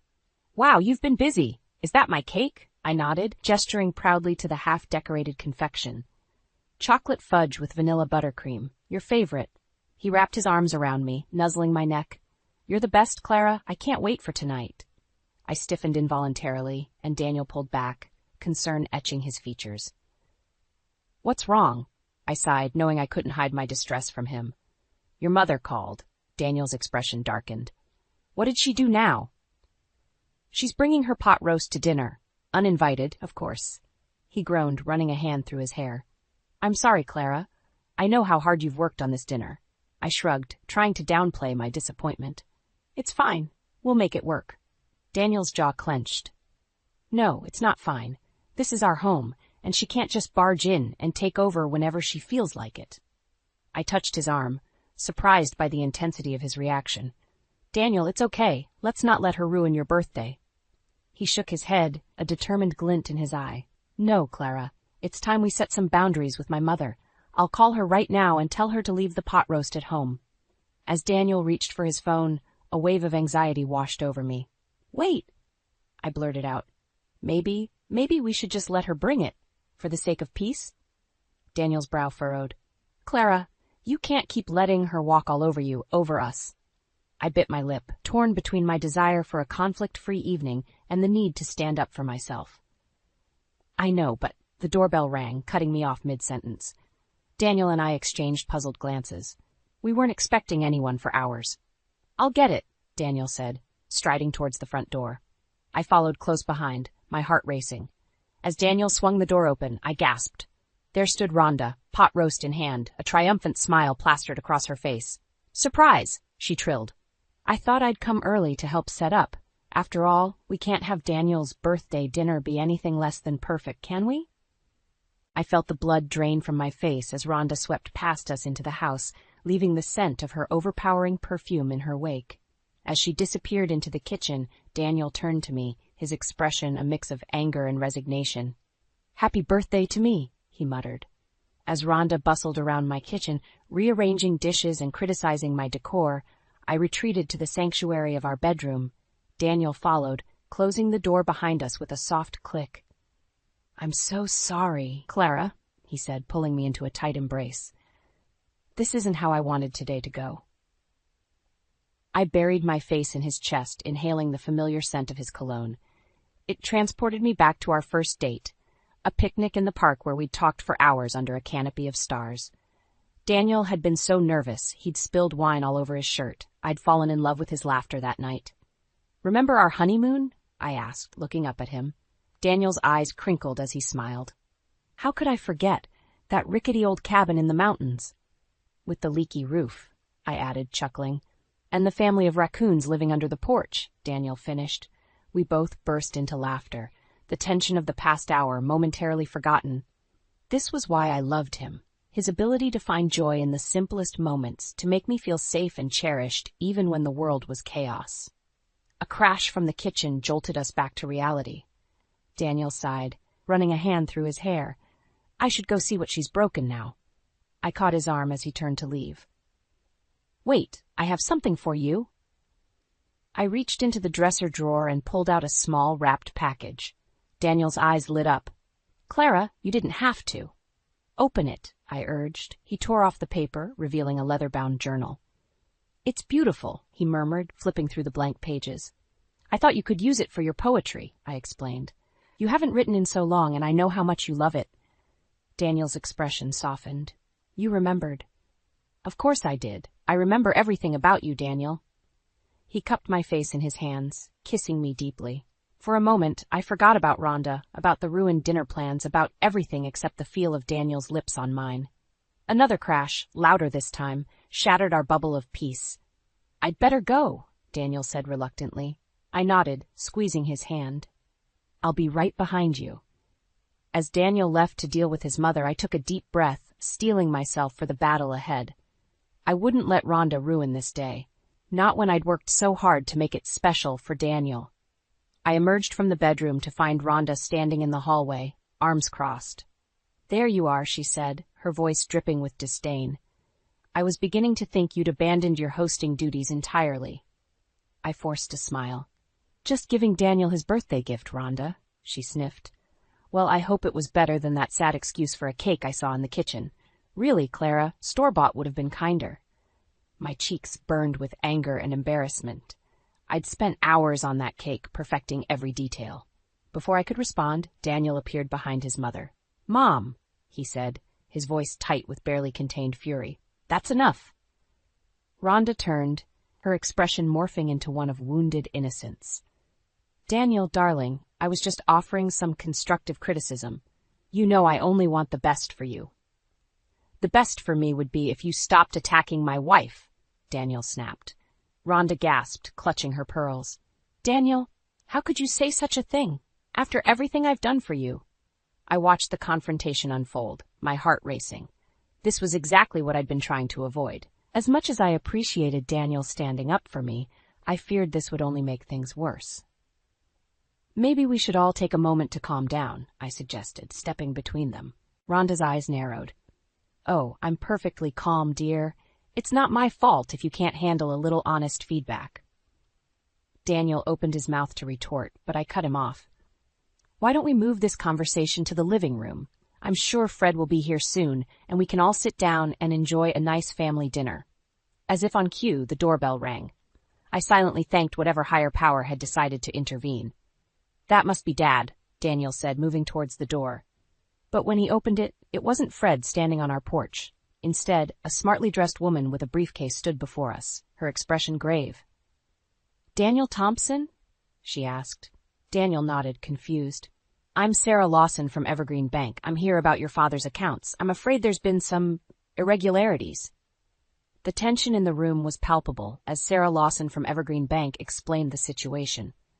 Daniel's face grew increasingly pale, while Rhonda fidgeted nervously with her pearl necklace. I stood there, stunned, trying to process the implications of what we were hearing. I'm sorry, but could you please explain this again? I asked, my voice barely above a whisper. Sarah nodded sympathetically. Of course, we've detected some unusual activity on Mr. Frederick Thompson's accounts. Large sums of money have been withdrawn over the past few months, far exceeding normal spending patterns. Daniel's jaw clenched. And you're sure it's not just a mistake? I'm afraid not, Mr. Thompson. The transactions appear to be authorized, but given the amounts involved, we felt it necessary to investigate further. Just then, the front door opened, and Fred walked in, his usual cheerful demeanor instantly evaporating as he took in the scene before him. What's going on? He asked, his eyes darting between us and the bank representative. Daniel turned to his father, his voice strained. Dad, this is Sarah from Evergreen Bank. She says there's been some unusual activity on your accounts. Fred's brow furrowed in confusion. What kind of unusual activity? As Sarah began to explain again, I noticed Rhonda inching towards the kitchen, her face a mask of barely concealed panic. Something about her behavior set off alarm bells in my head. "Rhonda," I called out, causing her to freeze mid-step. "Where are you going?" All eyes turned to my mother-in-law, who plastered on an unconvincing smile. "Oh, I just thought I'd check on the pot roast. We don't want it to overcook, do we?" Fred's expression hardened. "Rhonda, what have you done?" The room fell silent as Rhonda's facade crumbled. She collapsed into a nearby chair, burying her face in her hands. "I'm sorry," she sobbed. "I didn't mean for it to go this far." Daniel took a step towards his mother, his voice low and dangerous. "What exactly are you sorry for, Mom?" Rhonda looked up, her mascara streaking down her cheeks. I may have borrowed some money from your father's accounts, just to tide us over, you understand. Things have been tight lately, with all the renovations and the new car." Fred's face turned an alarming shade of red. "Borrowed? Rhonda, how much did you take?" Sarah cleared her throat, drawing our attention back to her. "According to our records, the total amount withdrawn over the past 6 months is just over $200,000. The room erupted into chaos. Fred bellowed in disbelief. Daniel started pacing and muttering under his breath, and Rhonda's sobs grew louder. I stood there, frozen, unable to comprehend how things had spiraled so far out of control. "I'll pay it back," Rhonda wailed. "I promise. I just need a little more time." Fred's laugh was bitter and hollow. "With what money, Rhonda? You haven't worked a day in your life. Where exactly do you think this magical repayment is going to come from?" As the argument escalated, I slipped out of the room, desperately needing a moment to collect my thoughts. I found myself in the kitchen, staring at the half-finished birthday cake I'd worked so hard on. It seemed like a lifetime ago that my biggest worry had been Rhonda's interference with dinner plans. A gentle hand on my shoulder made me jump. I turned to find Fred standing there, looking older and more defeated than I'd ever seen him. "I'm so sorry, Clara," he said softly. "I had no idea things had gotten this bad." I reached out and squeezed his hand. "It's not your fault, Fred. You couldn't have known." He sighed heavily. "I should have seen the signs. Rhonda's always been a spendthrift, but this is something else entirely." We stood in silence for a moment, the muffled sounds of Daniel and Rhonda's continued argument drifting in from the living room. "What are you going to do?" I asked finally. Fred's eyes hardened with resolve. "Whatever it takes to fix this mess. But first, I need you to tell me everything you know about Rhonda's spending habits, no matter how small or insignificant it might seem." As I began to speak, detailing years of observations and suspicions I'd kept to myself, I realized that this birthday dinner had become the catalyst for a family reckoning that was long overdue. And somehow, I knew that nothing would ever be the same again. I sat at the kitchen table, my hands wrapped around a mug of cold coffee as Daniel paced back and forth. The events of the past few hours had left us both reeling, and the weight of what we'd discovered pressed down on us like a physical force. "I can't believe she did this," Daniel muttered, running his hands through his hair for the 100th time. "How could she steal from her own husband?" I sighed, pushing the mug away. "I don't know, Daniel, but we need to figure out what to do next." He stopped pacing and turned to face me, his expression a mix of anger and determination. "We confront her. Tonight. At dinner." My stomach churned at the thought. "Are you sure that's wise? Maybe we should wait. Talk to your father first." "No," Daniel cut me off. "We've waited long enough. Mom needs to face the consequences of her actions." Just then, Fred walked in, his shoulders slumped with exhaustion. He'd spent the last hour on the phone with the bank, trying to get more details about the unauthorized withdrawals. "Any news?" I asked, dreading the answer. Fred shook his head. "It's worse than we thought. Rhonda didn't just take from my retirement savings. She's opened credit cards in my name, taken out loans. We're looking at close to $500,000 in debt." The room fell silent as the magnitude of Rhonda's deception sank in. I felt a wave of nausea wash over me, thinking about the years of careful saving that had been wiped out in a matter of months. Daniel slammed his fist on the counter, making us both jump. "That's it. I'm calling the police." "Wait," Fred said, his voice surprisingly calm. "Let's think this through. If we involve the authorities, it could ruin Rhonda's life. Is that really what we want? I stared at Fred in disbelief. But she's already ruined your life, Fred. Your retirement, your savings. It's all gone. He sighed heavily. I know, but she's still my wife, the mother of my child. There has to be another way. As Fred and Daniel argued about the best course of action, I found myself drifting to the window. Outside, the sun was setting, casting long shadows across our once peaceful neighborhood. How had we gotten here? How had Rhonda's pettiness and greed managed to destroy so much? Suddenly, a flash of movement caught my eye. A sleek, unfamiliar car was pulling into our driveway. My heart sank as I recognized the driver. She's here, I said, my voice barely above a whisper. Daniel and Fred fell silent, turning to look at me. Who's here? Daniel asked. Rhonda. We watched in stunned silence as Rhonda emerged from the car, dressed in an expensive new outfit, her arms laden with shopping bags. She sauntered up the driveway as if she didn't have a care in the world. Something inside me snapped. All the years of enduring her criticism, her manipulation, her thinly veiled insults, it all came rushing to the surface. I have an idea, I said, turning to face Daniel and Fred. We go through with the dinner as planned. But instead of confronting her outright, we let her dig her own grave. Daniel's eyebrows shot up. What do you mean? We play along, let her think everything's normal. But we ask questions, innocent ones, about her new clothes, her recent purchases. We give her enough rope to hang herself. Fred nodded slowly, a glimmer of understanding in his eyes. And then, I said, my voice hard with resolve, when she's good and comfortable, when she thinks she's gotten away with everything, we spring the trap. Daniel looked at me with a mixture of surprise and admiration. Clara, I had no idea you could be so devious. I managed a grim smile. Your mother's taught me a thing or two over the years. It's time I put those lessons to good use. As the doorbell rang, announcing Rhonda's arrival, we exchanged determined looks. The stage was set, the players in position. It was time to serve up a dish Rhonda wouldn't soon forget, a heaping plate of long-overdue justice. Let the games begin, I murmured, smoothing my dress and plastering on my best fake smile as I went to answer the door. I opened the door, my heart pounding as I faced Rhonda. She breezed past me, her designer perfume leaving a cloying trail in her wake. Clara, darling, she trilled, air kissing my cheek. I hope you don't mind. I brought a little something extra for dinner. I forced a smile, eyeing the expensive-looking bottle of wine in her hand. How thoughtful, I managed, wondering how many of Fred's hard-earned dollars had paid for it. As we entered the dining room, I caught Daniel's eye. He gave me a subtle nod, reminding me of our plan. Fred sat at the head of the table, his face a carefully composed mask. Well, doesn't this look quaint? Rhonda remarked, surveying the table I'd spent hours preparing. Her tone made it clear that quaint was not a compliment. I bit my tongue, reminding myself to play along. Thank you for noticing, Rhonda. I do try my best. We took our seats, an uncomfortable silence settling over the table. I served the food, my hands shaking slightly as I placed Rhonda's plate in front of her. My, Rhonda said, fingering her new diamond necklace. Isn't this a lovely little spread?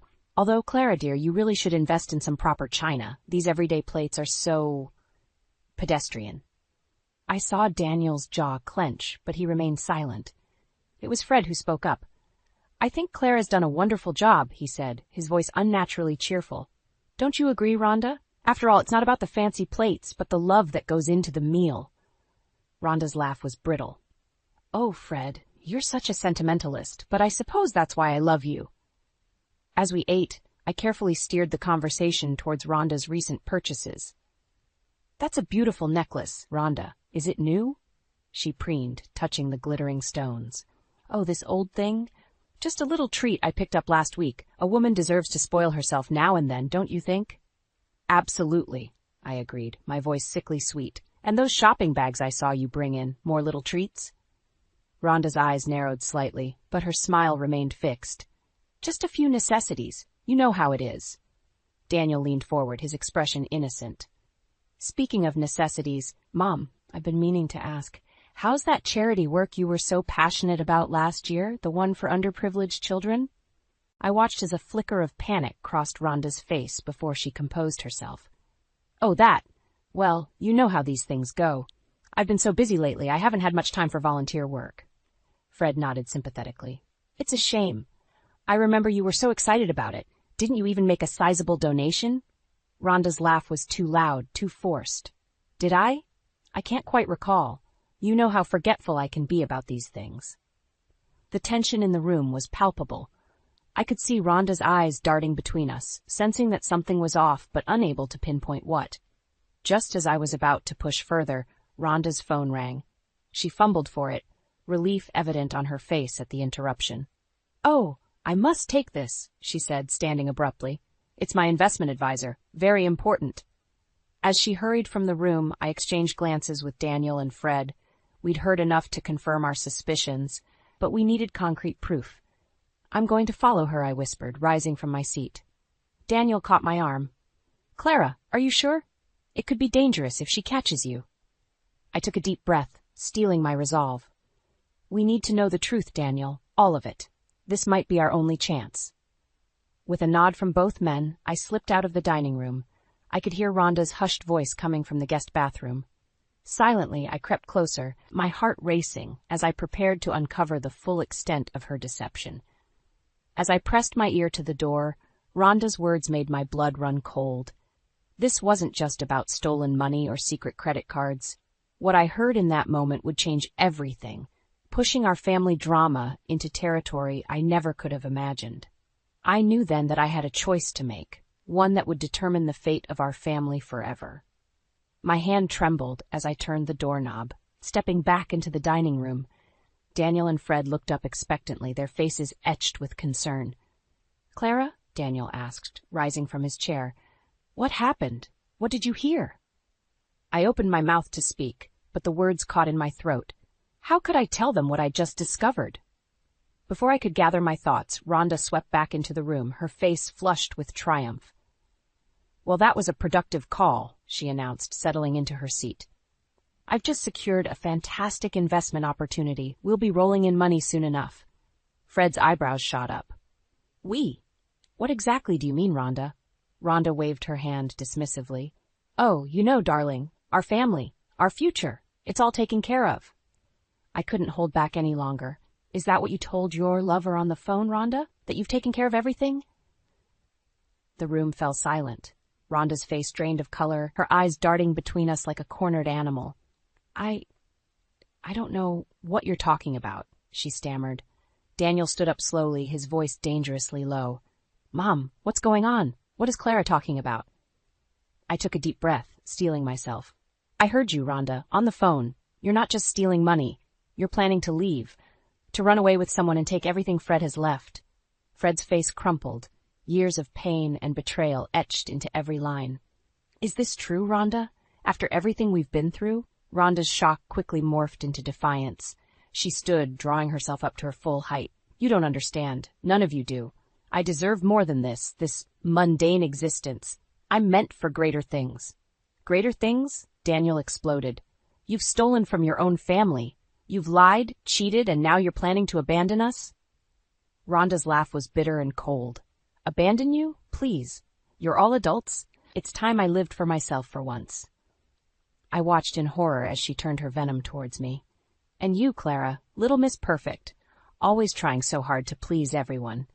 Did you think eavesdropping would make you the family hero? You're pathetic. Her words stung, but I refused to back down. At least I have integrity, Rhonda. At least I know the value of family and love. Love? Rhonda spat. Love doesn't pay for designer clothes or exotic vacations. Love is for fools and dreamers. Fred stood up slowly, his voice barely above a whisper. Get out, Rhonda blinked, taken aback. What did you say? I said, get out, Fred repeated, his voice gaining strength. You're no longer welcome in this house or in our lives. For a moment, Rhonda looked genuinely shocked. Then her face hardened into a mask of contempt. Fine. I don't need any of you. I've got everything I need right here. She patted her designer handbag meaningfully. As she strode towards the door, Daniel called out, Wait! We all turned to look at him. His face was a storm of emotions, anger, hurt, and something else I couldn't quite place. Before you go, Mom, he said, his voice tight with control, there's something you should know. Rhonda paused, her hand on the doorknob. And what's that, dear? Daniel's smile was grim. While you were on the phone, I called the police. They're on their way right now. The color drained from Rhonda's face. You wouldn't dare. Wouldn't I? Daniel challenged. You've left us no choice, Mom. It's time you face the consequences of your actions. As if on cue, we heard the distant wail of police sirens. Rhonda's eyes widened in panic. She lunged for the door, but Fred was quicker. He blocked her path, his normally gentle face set in stone. It's over, Rhonda, he said softly. As the sirens grew louder, I felt a strange mix of relief and dread wash over me. This was it, the moment of truth.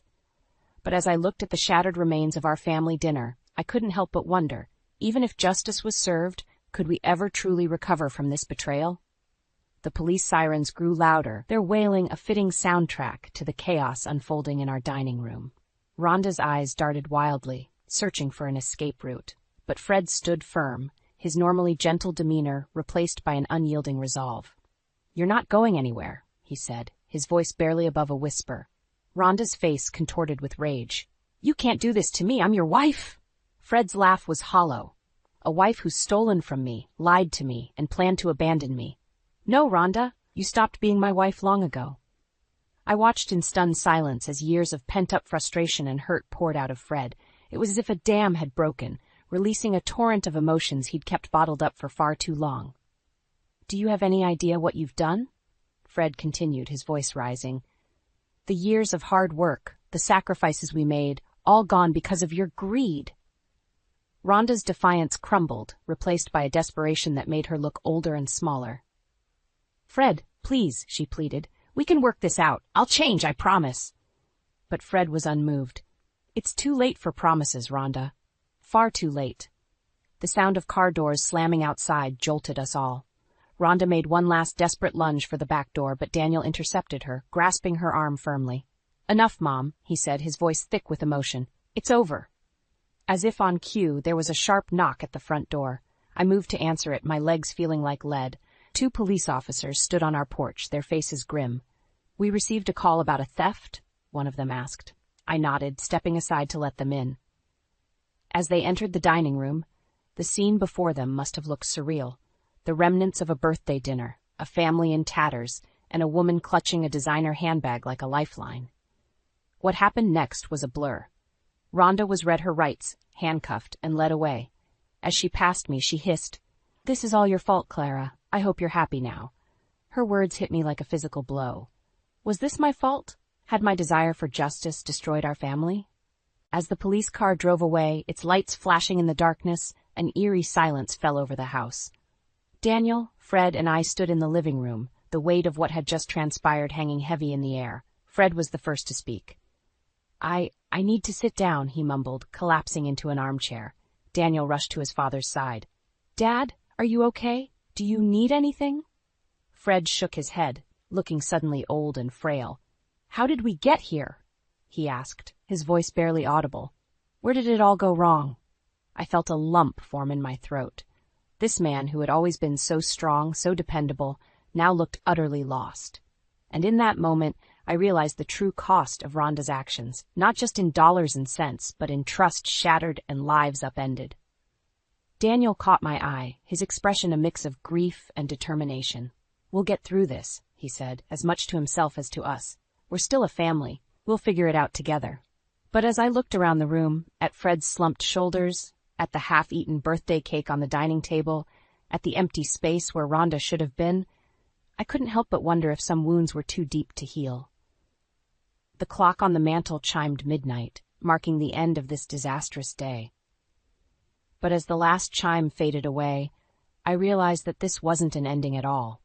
It was the beginning of a long, painful journey, one that would test the bonds of our family like never before. As I sank onto the couch, exhaustion finally overtaking me, one question echoed in my mind. Where do we go from here? 6 months had passed since that fateful night when our family was torn apart. As I stood in our backyard, watching Daniel and Fred set up tables for our annual summer barbecue, I marveled at how much had changed and how much had stayed the same. The sound of laughter drew my attention to the porch, where our extended family was gathering.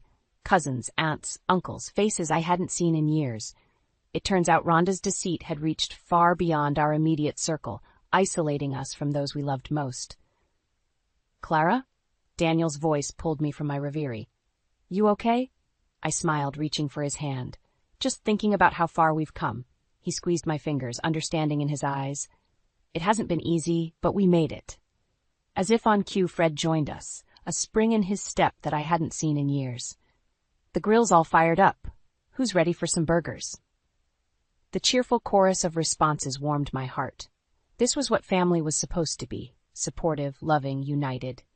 As we settled around the tables, the conversation flowed freely.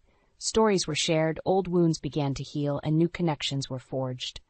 I found myself next to Aunt Mildred, Rhonda's sister, who had been estranged from us for years. I can't tell you how sorry I am, she said, her eyes brimming with tears. I had no idea what Rhonda was doing. If I'd known. I patted her hand gently. You couldn't have known. None of us did. She nodded, dabbing at her eyes. When I found out, well, let's just say Rhonda won't be getting any support from our side of the family. What she did was unforgivable. As the afternoon wore on, I found myself reflecting on the journey that had brought us here. The pain, the betrayal, the long nights spent comforting Fred as he grappled with the loss of his life savings.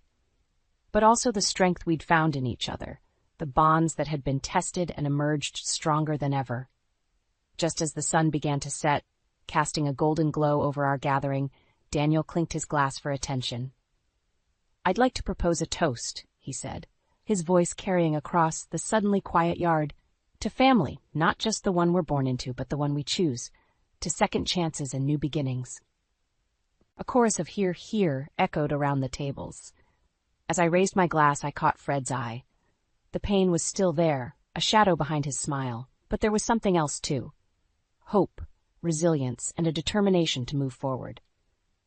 And, Daniel continued, his gaze finding mine, to my beautiful wife Clara. Without her strength, her compassion, and her unwavering love, we might not be here today. She held us together when everything was falling apart. Tears pricked my eyes as Daniel pulled me close, planting a kiss on my forehead. The applause and cheers from our family washed over me, a balm to the wounds of the past 6 months. As the party began to wind down, I found myself alone with Fred by the old oak tree. He looked thoughtful, his eyes distant. "Penny for your thoughts?" I asked softly. He smiled, a genuine smile that reached his eyes.